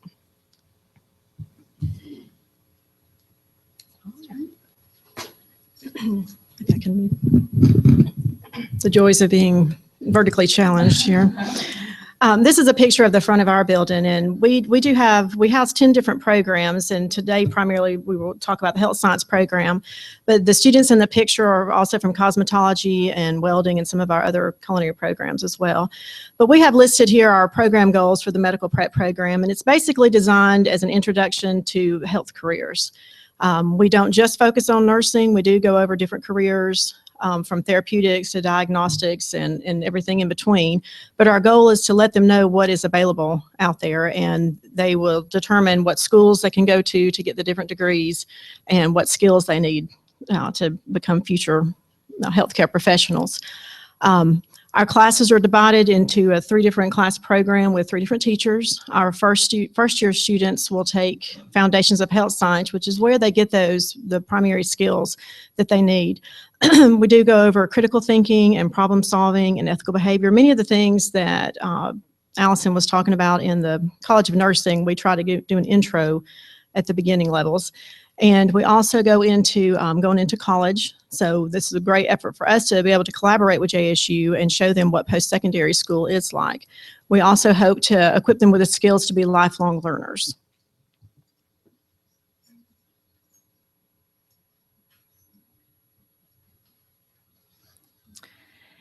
In health assessment that Allison and I teach, our foundational goal is to teach the students to think like a nurse. Well, even more than that, to be a nurse. So what does that involve? Nurses are sometimes odd ducks. We're different. Just to give you an example, my best friend visited me this past summer. She lives in Northwest Arkansas, so we don't get to see each other very often. And during the week that she and her family were there, she and I made a trip to the grocery store. So we went in and talked to some people and got the few things we need. And on our way out, she said to me, going grocery shopping with you is quite different. And I thought, well, we're in Ingalls, that can't be different from what they have where she lives, at John Brown University. They've got things like Ingalls. What was she talking about? And then I went back and thought about who we had talked to. The first lady, we went in. I hadn't seen her in a while. She goes to our church, but she hadn't been there. So I said, I haven't seen you. How are you? And I said, you've got an ankle brace on. So she told me about her problems. Now I won't go into all of that because it was a 30-minute conversation. But she told me about what all she had been through with doctors and getting diagnosed and treated and all. And now she can walk. So then Jeannie and I walked on and got some groceries and talked to another gal and another friend from church. And she saw me sort of glance toward her arm. I was introducing her to my friend Jeannie, and she said, oh, look, and she pulled up her sleeves like this, and she pulled up her pants leg. She said, it's gone. The rash is gone. And so we celebrated. She told me what she had done with that. And then Jeannie and I got the rest of our groceries in the checkout line. Saw this lady that was a friend of my mom's. This lady's late 70s, early 80s. And I looked at her. I said, what happened to you? She had a black eye. So she starts telling me that she was in a play and this young guy missed his cue and kicked her in the face. And she said, but my nose is not broken. I did have it x-rayed. And so then we paid for our groceries and walked out. And that's what caused Jeannie's comment. Going to the grocery store with you is different. And I realized it wasn't different for me. That was just a normal trip, to town, seeing people and asking about their health problems. So it's like we try to tell our students that that's what being a nurse is. You don't get away from being a nurse. It's not a job, it's a vocation. And you as teachers feel like that too, I'm sure. So it's something you don't get away from. Nurses are observers. We observe things. It's not unusual for me to be in the line at Walmart, I'm talking shopping things, and look up and see somebody and immediately think periorbital edema because they had really puffy swelling around their eyes, So those things come to mind. We notice things. Watching the debates the other night, and I said to my husband, Rick Santorum's nose is crooked. Did you notice that? And he goes, no, I didn't, but thank you very much, because now I will. But see, nurses are keen observers. We learn to look at people. We look at how they're dressed. We tell our students, your assessment of a person begins the first time your eyes behold them. You look at how they're dressed. Is it appropriate to the environment, to the season? Is it appropriate for their age? Does their apparent age sync with their chronological age? What body type are they? Do they have swelling? Look at their movements. Are they coordinated? All of those kinds of things. Nurses use all of our senses. From the first time we see somebody, if I'm talking to someone and I notice their breath has a fruity odor, I'm going to wonder if they're diabetic, and being a nurse, I might broach the subject with them. That's just the way we are. Nurses are communicators. Allison told you that's one of our goals in the College of Nursing is to teach our students to be communicators. And this thing about, texting people, I text, I've learned to text. I'm old, but I have learned to text. I can't do the textees. I have to spell everything out with correct grammar and punctuation, but my sons, slog through that. But it just boggles my mind to see two people sitting beside each other on the couch and they're talking to each other, but they never look at each other. They're texting, they're communicating, but they're never looking. And we teach our students, recognizing, acknowledging that person's presence in this time, in this space, is respecting their dignity. It's giving them worth as a human being that you can't do when you're texting someone. So that communication and those skills of how to be therapeutic in your communication and what's non-therapeutic, we look at those kinds of things too. So nurses ask a lot of questions when we're in the process of assessing someone. We ask their health history. We ask about medical histories of their family members, their past medical, their past surgical histories, their allergies, their vaccinations. Have you traveled abroad? Even down to what color is your urine and what does your poop look like? We ask all those kinds of questions. But with that information, as information gatherers, then we teach the students to cluster that information, take these tidbits that fit together and these tidbits that fit together, and what do you do with that information? You're looking at what health risks that person may face already, or what their future health risks might be, what they might need to look for in their own health, how they could seek treatment if they have a current problem. Those kinds of things that we're looking for nursing diagnoses. We're looking at problems that nursing interventions can help. And we plan interventions as we continue seeing that patient, be it in the hospital, in long-term care, in community health. We look at partnering with the resident, the client, the patient, about what steps can be taken to improve their overall health. And then over a period of time, we evaluate those interventions. Did it really make a difference? If not, what needs to be changed? So that's the process that we go about as nurses. That encompasses us not only in study, in College of Nursing and Health Assessment, but in our lives in general. But to go about assessing and getting that knowledge, it's not only knowing what questions to ask, what to look for, there are some skills that we expect our students to master in health assessment as well. And Allison is going to talk to you about those. So for our students at midterm, they have been taught how to do a head-to-toe assessment, and Karen and I are going to do a practice head-to-toe assessment for you guys in a minute. But we introduce the content. We do a demonstration of how they should be doing a head-to-toe assessment, just a quick, real, once over at the patient, touching them, asking them questions, inspecting, using their stethoscope. So at midterm, we have them do a head-to-toe midterm validation, and that is where we partner with the students from the Career Technical Center, the medical prep class. They come and they are live patients for us instead of us having to use a mannequin, which we'll show you in just a minute, doesn't work out so well. So they do that head-to-toe assessment. That's the neurological, respiratory, cardiovascular. We talk about their bowels. They're just doing quick assessment. So that's at midterm. And then they do have to be proficient in that. And then the end of the semester, we do a final lab practicum, and they also have to be proficient in that. I think that we've changed it to they have to make like an 80% on it before they can master that skill, go on from our class, because these basics that they're learning with us is something that's going to carry them through the rest of their nursing career.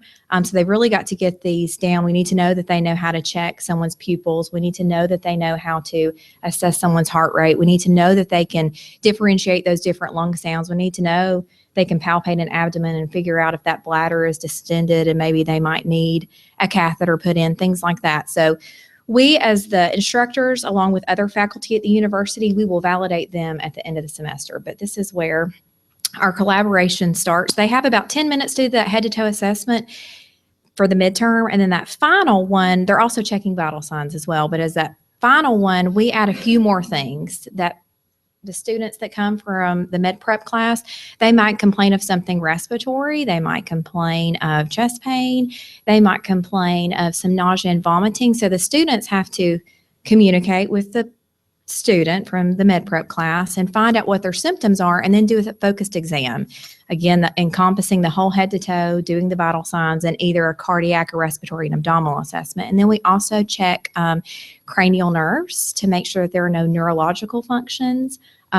Problems, we do like sensory and motor tests, which these are all things that we teach them in the course so that when they do their validations, they know what to do. And deep tendon reflexes, you've probably all had that checked before where they use the little reflex hammer and they tap your knee. And so they get to, again, we practice those skills. We talk about it in class and we practice those every Friday afternoon. We have them with us until 2:30.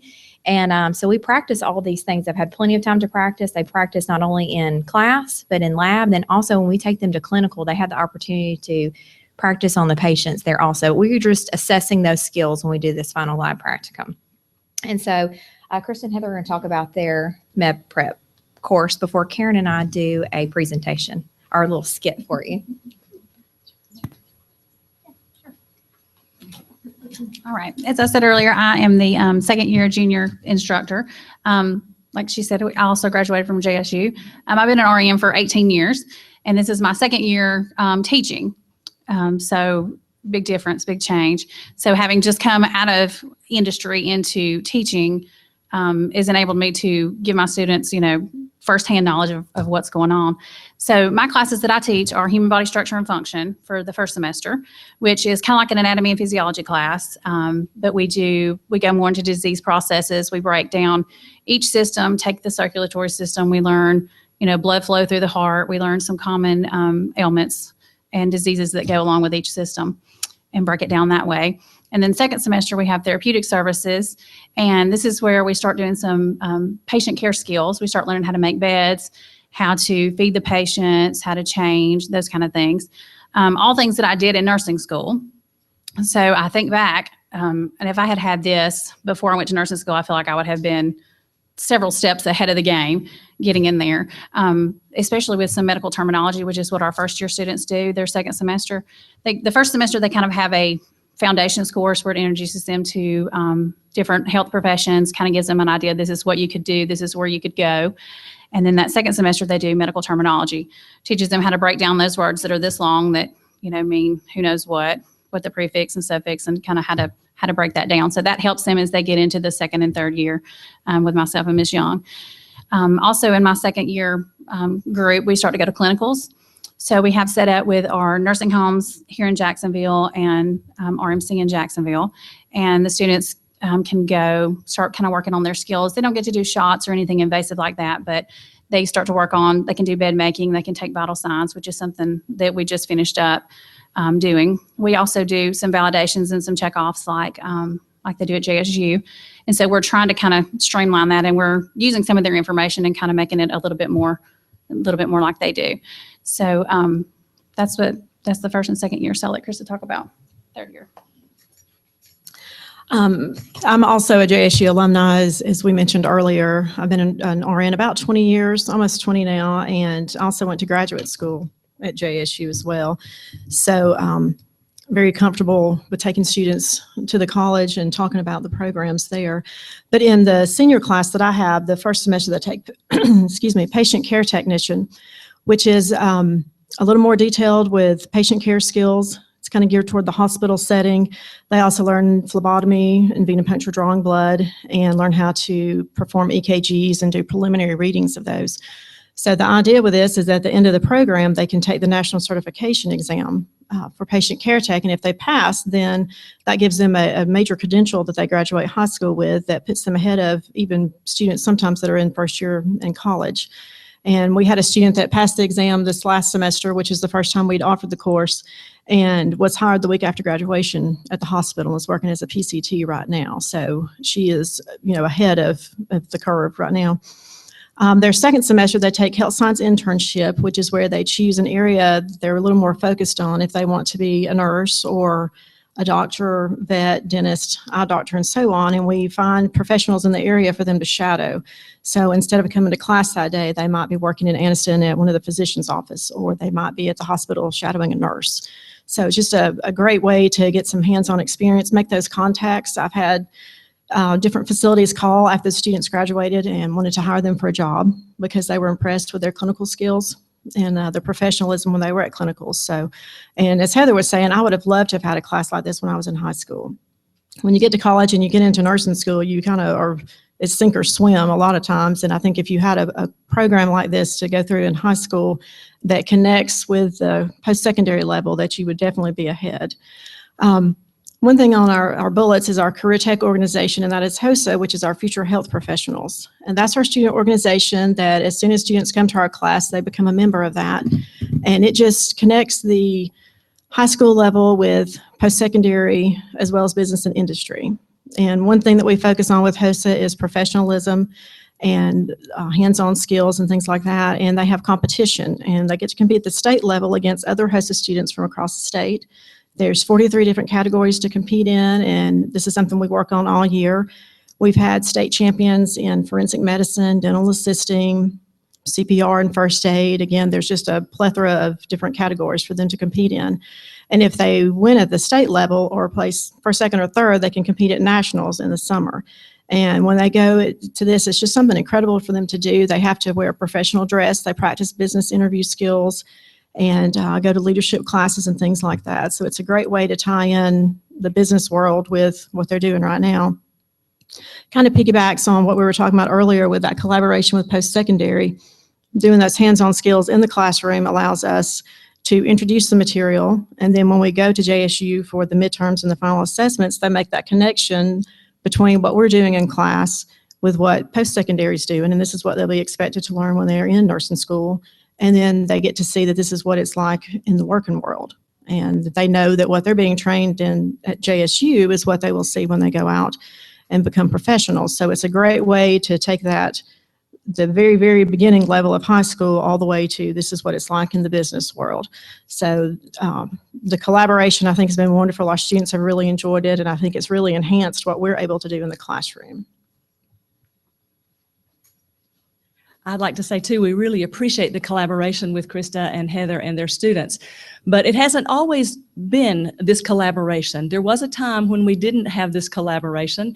And so Allison and I want to show you what our students were doing for validations for the basic head-to-toe assessment before we had this collaboration.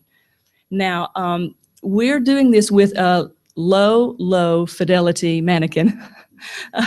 The School of Nursing is just about to open a simulation lab over at Brookstone with some high fidelity mannequins. It's going to be phenomenal, the difference between what you'll see now and what we'll be able to do with those mannequins in simulation lab. But this is what we were doing. So just, sort of pay attention to what's going on, and afterwards we're going to talk a little bit about it.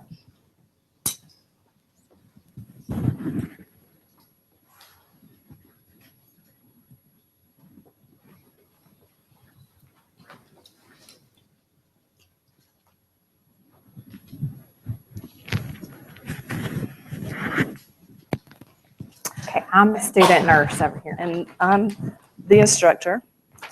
Hey, Okay, Allison, we're ready for you. Hey, Whenever you're ready to here's start. my validation Thank form. you very much. Okay, I'm going to start. Are you ready? I'm ready. I'm ready when you are. I'm really nervous. That's okay. You'll be fine. Hey, Mr. Thomas. I'm Allison. I'm your student nurse from Jacksonville. I'm going to be taking care of you today. I just wanted to check your vital signs and do a quick assessment. Would that be okay? I think that's okay. Okay. So, I think I'm going to check his eyes. Okay. If you'll look at, you can look up there at the ceiling. And he doesn't have any eyeballs, but I'm gonna go with this. So I'm checking. His pupils didn't react to any light. Still didn't. But we look at my nose right here, and if you'll follow this, okay, good job. I would check his speech to see if his speech is clear. I would check to see if he was alert and oriented. We're going to say that he is. How about, is anything bothering you at all? You don't have a patient bracelet on, but could you tell me your date of birth? Okay. It looks like you've got a hearing aid in. Are you able to hear me? Your mouth is good. Okay. So how about I do, I'll check like his lung sounds. Okay. I want to listen like on the front. And then I need to sit him up and listen to him back here also. I just want to make sure he doesn't have any adventitious, that's the word, adventitious breath sounds. I'll listen to his heart, make sure it's beating. I want to make sure he's got a regular rate, regular rhythm. I would have checked his blood pressure. I would have wanted normal to be 120/80. Anything greater than 140/90, I would have needed to let you know, and maybe the primary nurse, and make sure he's gotten his blood pressure medicine. How about your abdomen? Is it tender at all? Can I pull up your gown for just a minute? And, oh, you've got some wounds there. What happened there? Is that tender at all? Okay. What about, have you gone to the bathroom lately? Okay. It was clear. What about, have you gone to the, like, had a bowel movement lately? Okay. Is it possible for you to squeeze my fingers? Okay, his grip strength is weak. And I don't palpate a pulse here or there. But that's what I would do, check his radial pulses. And then I would, whoa, almost fell. I would get him to push against me. That was not successful either, but check his pedal pulses. And did I forget anything? Well, when you first come into a patient's room, before you even touch them, what do you need to do? Oh, I should have used that. Yeah, wash your hands. I should have cleaned my hands. Yeah. Are you going to fail me? Do I have to do this again? Please don't make me do this again. We'll talk about this, okay? Okay. We'll talk about it. Okay. We'll talk it through. Don't worry. Okay. All right. And we can practice at clinical too. Mm-hmm. You can go on to document. Okay. And then we'll talk about it. I'll call you later. Okay. Okay. Thanks, Ms. Morgan. All right. So you can see it's not ideal, is it? She ends up going through the motions without getting any response. What are some of the issues that you see, some problems with doing this for a validation? Just anybody speak up. Yeah, she knows the word adventitious sounds, but she's not listening to anything, so there's a lack of learning there. Right. What else? What other issues did you see? She's going through a process that she's learned herself. When there's actual human interaction, she may have to take different steps other than the one she's memorized. Mm-hmm. Exactly. Definitely. Yes. Yes. What else did you notice?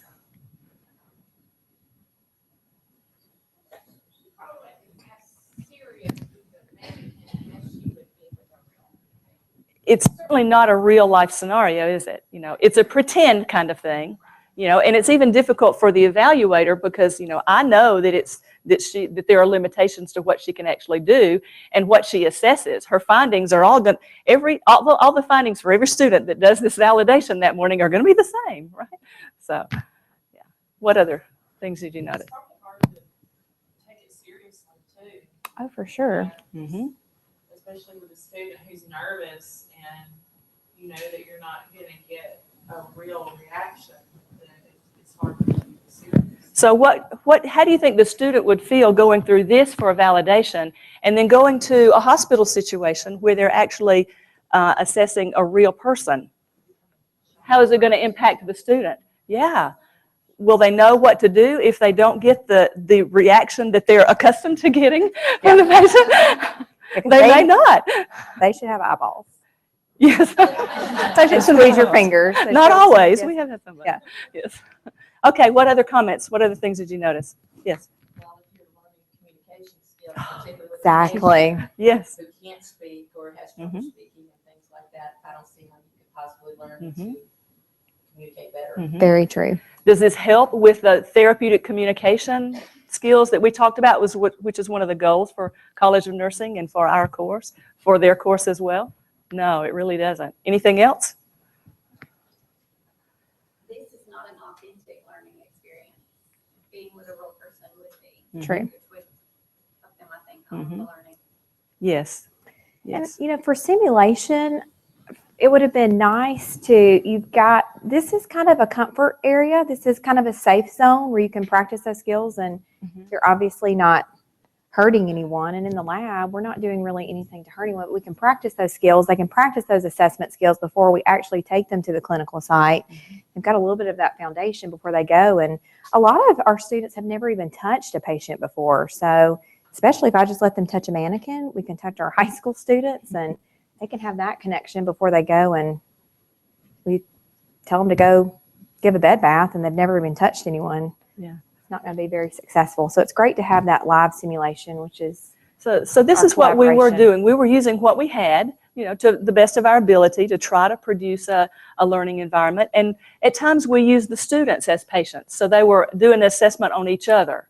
Now, what can you imagine students would feel like in that situation? What would you as a student feel like? Music majors. My husband was a music major here at JSU, and for their every week they had to go through and sing before the other students. He was glad because he had a new instructor that chose different music. The other students didn't know what the piece was supposed to sound like, so they couldn't judge him. But that was one of the things, you know, it was really, he still has nightmares. He's been out of here for decades, but he still has nightmares about that because he felt so like they were judging him. And it's the same thing, you know. Also, students who, if they're doing the assessment on their peer and they forget something, you know, we notice the student who's playing the patient give a little cue, you know, touch the fingernail. That means you haven't checked capillary refill. You forgot that, you know, or you didn't ask me about a cough, you know. So that's a benefit, I guess, for the student who's validating. But there again, it's not a real life scenario, is it? The patient's not going to go, you didn't ask me about a cough. They're not going to go like this. So that was another way that we tried to make it more real for the students by at least putting a real person there.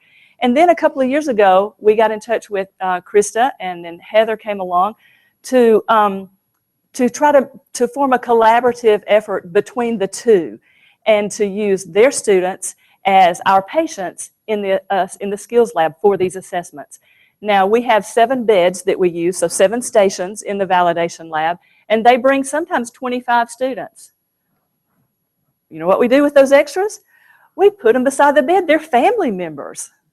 So our students, when they come in and introduce themselves to the patient and the family, and they ask the patient and the family, do you have questions? Sometimes the family has questions, and our students have to respond to them. So there again, it's more of a realistic situation using them. So do you want to show? We've got some pictures of the last 3 or 4 semesters when we've done this. We want to show you these pictures.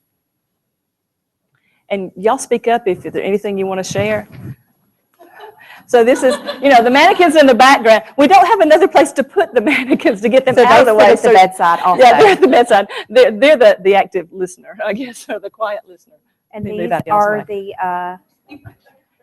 These are the med prep students that come. Yeah. So she's going to be the patient, and then you can see them standing there. They'll be our family. Yeah. Yes, go. anything. Stand at the mic so they can hear you. I do want to throw in, before we go, just so our students have some clue of what's going on, we do go over a basic head-to-toe assessment. So when they get there and the students are asking them questions, they, you know, sort of know what to expect. They know not to give them a clue or anything like that. But one of the funny stories is last year, we normally would just take our 2nd and 3rd year students because they have gone over head-to-toe assessment. But we had to take some of our 1st year students, and they didn't know until the morning of they were going. We had a pep rally at one of the schools, and the seniors couldn't come.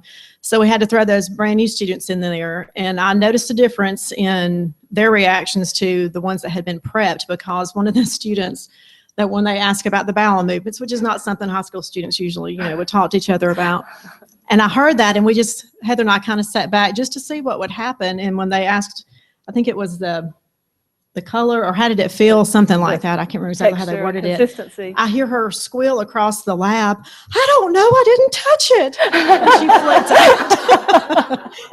So, but in general, though, we do the head to toe and kind of go over, and they do have some knowledge about body systems, and it's amazing after they sit there all day and they have the assessment done to themselves, what they pick up. And I know we're going to talk about that in just a minute.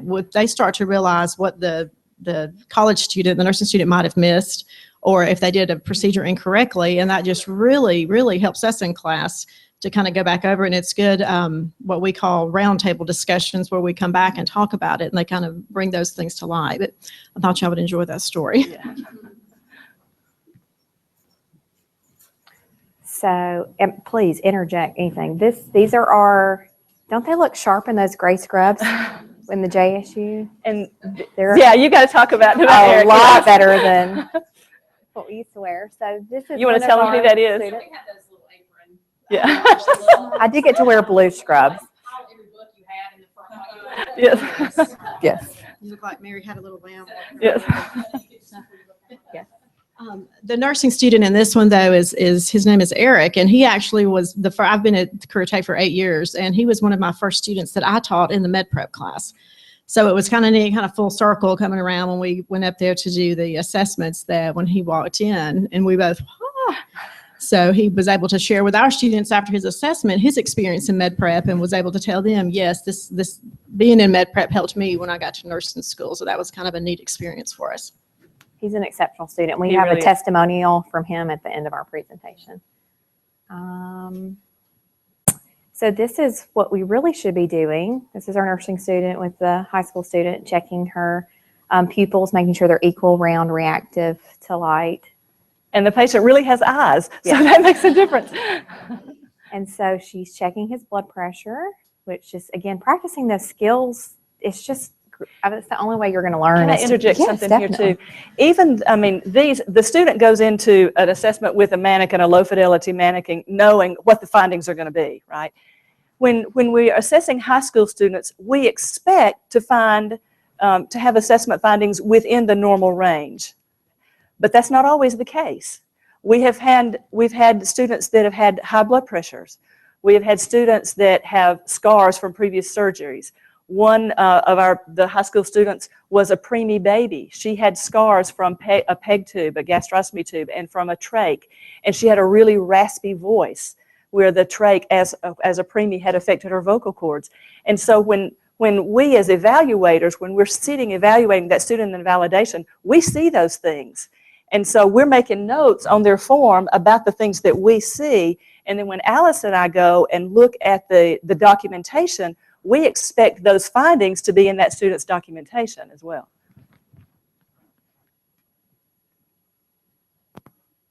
And then she's auscultating heart or lung sounds Yes. here. Again, you can see she's counting on her watch here. And this is Karen, no different than what you kind of saw here. We sit at the bedside to be the validators.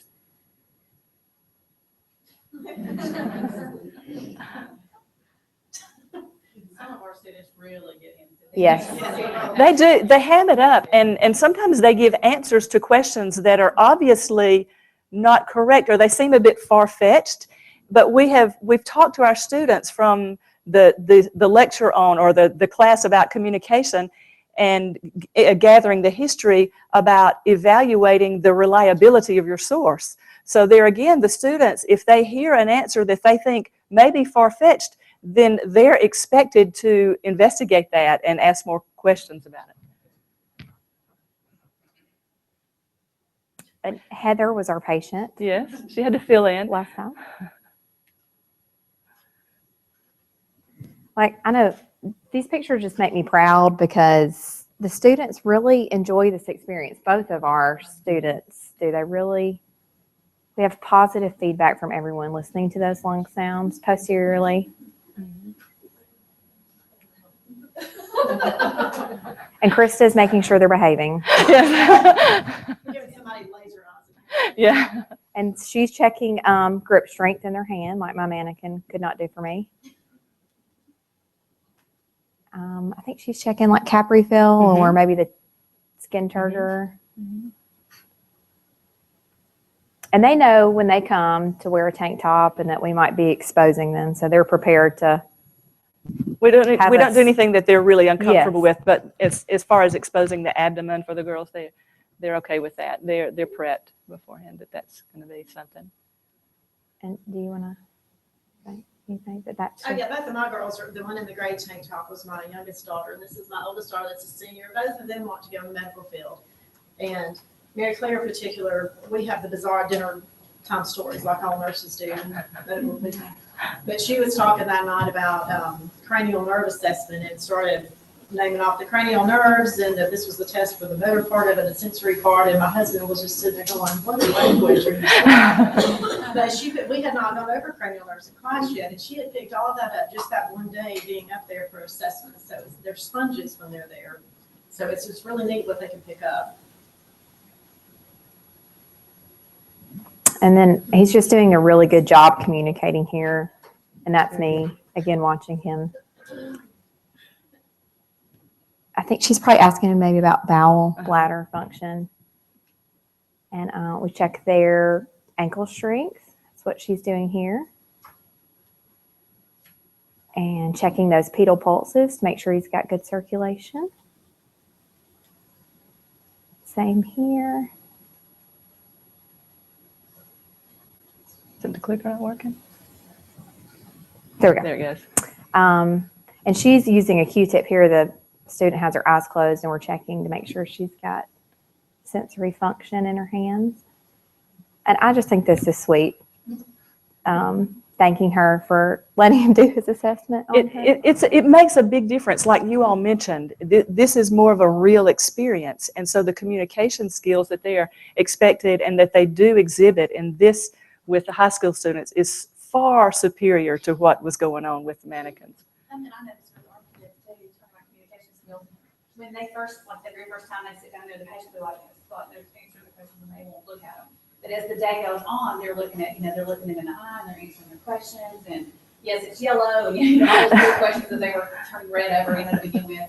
As the day goes on, they're looking in the eye and they're answering the questions. And so it goes both ways for our kids too. And you can see the students from the med prep class, they're looking at me going, is that what they're really supposed to be doing? Because they know that they're not maybe doing that one skill. Yes. Yes. They like to let us know. Yeah. I had this experience this last semester. One of the students, the last one in the day, didn't do one technique exactly correctly, and I could tell from the look in the high school student's eyes that she recognized that. So after our student left and went on to documentation, I just pulled that high school student aside. I said, okay, so let me ask you something. When you're here as a patient, are you in your mind going through all of this procedure as well and you're checking to make sure if the student does it correctly? And she said, yeah, and I knew when she asked me to look over there when she was doing this, I was supposed to be watching that thing coming toward my eye. And so, it's really a learning experience for the med prep students. And kind of talk a little bit more about the communication skills. Our students, the only introduction they've had to healthcare and how to act and when you're dealing with patients is with us in class and with each other at the high school level. So them being able to come up to the post-secondary level and interact with the instructors, of course, but with the nursing students is a great benefit to them because they look to them, they can emulate their behavior. If they see someone that really did a good job of their assessment and how they ask the questions and things like that, that gives them another frame of reference to refer to later on. And also while they're on campus with us, if they can stay all day, they can play with Cindy Tubbs, who is our, she is our lab coordinator. She'll get out the blood pressure arms for the high school students to play on. And the IV arms, they do IV sticks in those mannequins, and they look through the glasses, what makes you appear drunk, and try to operate a remote control car. They do all kinds of fun things there during the day. You put this cream on your hands and you put it underneath the black light and you can see all the germs. So they get to experience all those fun things that we have in our skills lab also while they're on campus. So this goes back to the mission of CORE initiative, right? Giving the high school students, encouraging them to pursue college education, helping them feel more comfortable in college, preparing them. And so we, as like Allison said, as JSU instructors, we interact with them too. We speak to them as if they are our students.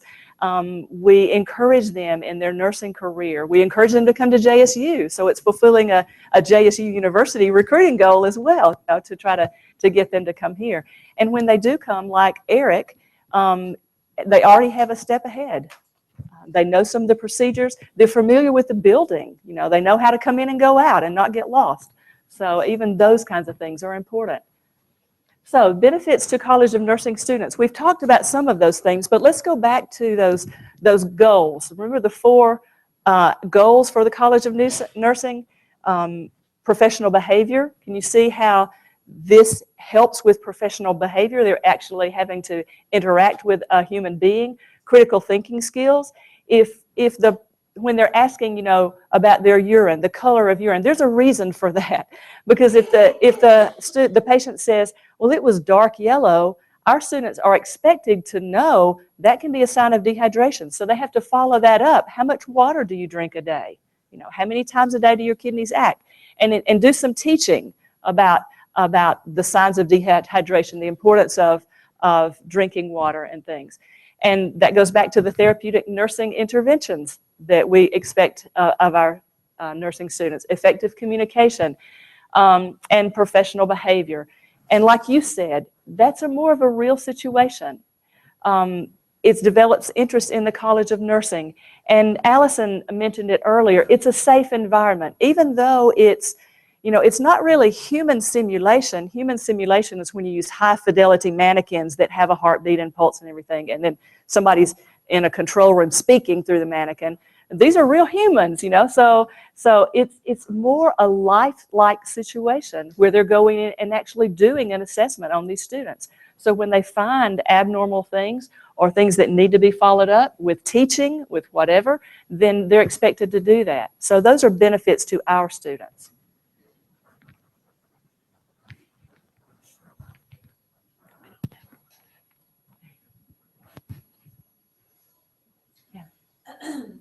Ooh, it worked really good then, sorry.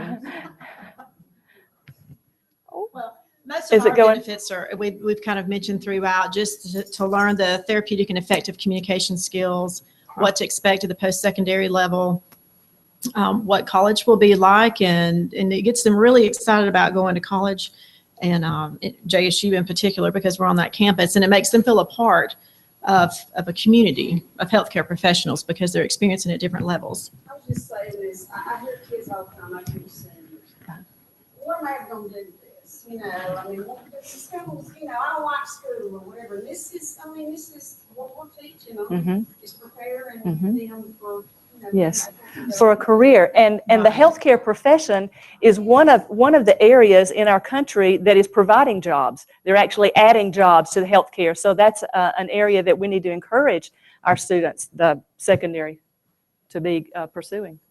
For us, I think the students that we have that come to us want to be, they're interested in the medical field. It's not like an English class that they have to take and they go sitting in, you know, with no relevance. All the kids that we have want to be there and they're interested in something in the medical field. So I think this helps to reinforce. And for some, it actually, I mean, for some, they think, oh, this is so not what I thought this was going to be. It's not what I want to do. So, you know, that's another, I mean, that's something that happens too. But that's beneficial as well, though, isn't it? To know they don't want to do it before they expend the money and the blood, sweat, and tears in those prereqs and get into the first level of first semester of nursing and find out this is not what I want to do. It also allows us, we're constantly looking for real world scenarios to provide the students. That's what career tech is based on, and the whole point in our programs. And allowing us to come to JSU and them being able to interact with the nursing students and the instructors gives us the ability to give them real world type scenarios. So they're being able to role play. We get into the same thing in class if we're doing checkoffs or validations where they're all doing sterile dressing change and they know what step the student missed. Go into JSU and something like that and get to see the head to toe assessments allows them to be, I guess, a validator, if you want to put that, and they can watch and learn from that as well. And it's a great experience. It's a boost to their self-esteem when they realize they are aware of the correct procedure and a college student missed it, you know. They're like, yeah, I'm a step ahead. So it's a learning experience for all. Okay. And then we actually have some testimonials from, these are the students from the Career Tech Center, the Med Prep class. Is this one of your daughters? This is not your daughter. You want to tell? This is from Brianna, senior. Helping the JSU nursing students by role-playing a patient has helped me not only learn skills I need later in school, but I mean, feel more comfortable in front of people that I didn't know. And you want to read this? This is your daughter. I now understand how much you have to remember as a nursing student, so getting a head start in high school really benefits all the med prep students. And this is another one of your daughters. Yeah. I learned a lot just from the basic evaluation. Cranial nerves, palpation, auscultation, normal irregular bowel movements. Those are some of the words that she was using at the dinner table. My husband was like, I don't even know what auscultation. Regular pulse and respirations, normal BP, and how to find them. And the neat thing about this is they go back to school in an anatomy class and they use some of this terminology of the teachers there will email us going, oh my gosh, you know, they can come in and teach this section of the course.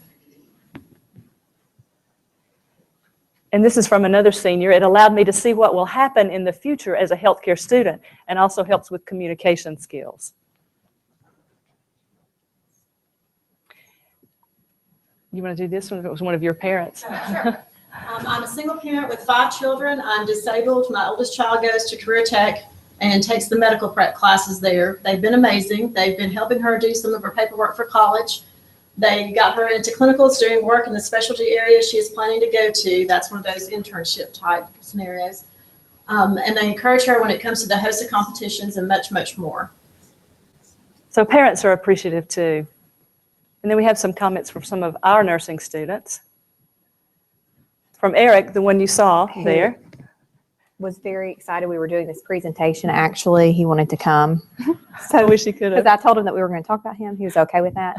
But he was actually the first in the first cohort of students that we did this collaboration with. And like I said, he was the student who had been in Krista's classes at the Career Tech Center. But he said working with the students exposed him to first experience assessing patients and getting comfortable working with strangers, helped him develop communication, assessment, education skills that he would not have developed through working with mannequins. And don't think that we just picked 3 people who had positive experiences. Everyone really had positive experiences. List could have gone on and on. And this is from a current student. She says, I enjoyed the chance to do our assessments on the Career Tech students because it actually felt more like a real assessment because I didn't know the person who I was assessing beforehand. The students were cooperative and friendly, helped me put me more at ease. I was also on my toes while talking through my assessment because I knew that the students were from the health science program and would be listening to me as well as my validator. So I had 2 people familiar with the assessment process, judging my skills instead of only 1. And this is from a student from last semester, and he enjoyed having a high school student to perform his assessment on for several reasons. Having that person he didn't know to perform his assessment skills on helped him to prepare for real life assessments that he would go on to do. It is not easy. I can't read that far away, I'm sorry. It is easy not to go properly. It is easy not to properly go through all the steps or take the communication aspect of an assessment seriously, like we talked about, when it is a fellow student. So having a patient that he did not know was more beneficial for him. And those are all of our testimonials. So do y'all have any more questions? Anything you'd like to add? Yes. What's going to be the difference between a student that goes the community college route and what they get there and what JC has to offer? Okay, you're talking about a community college for their prerequisites or for see.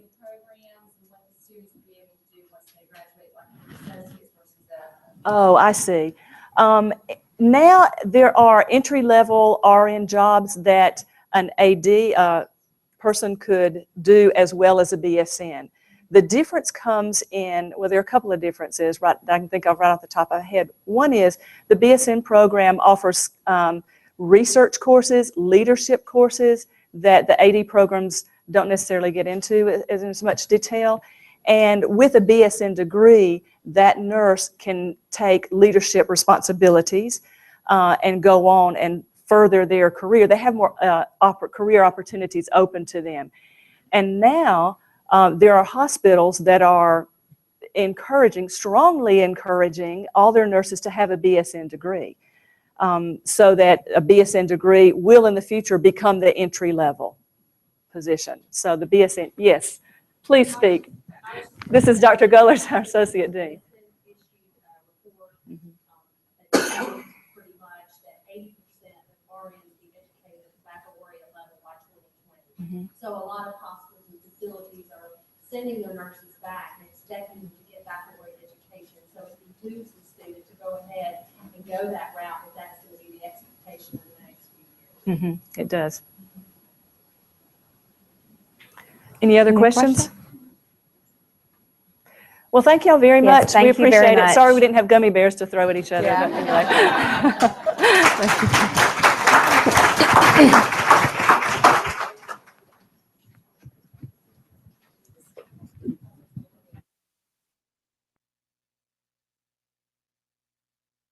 Schools partners for attending and being here today and presenting. That was very informative.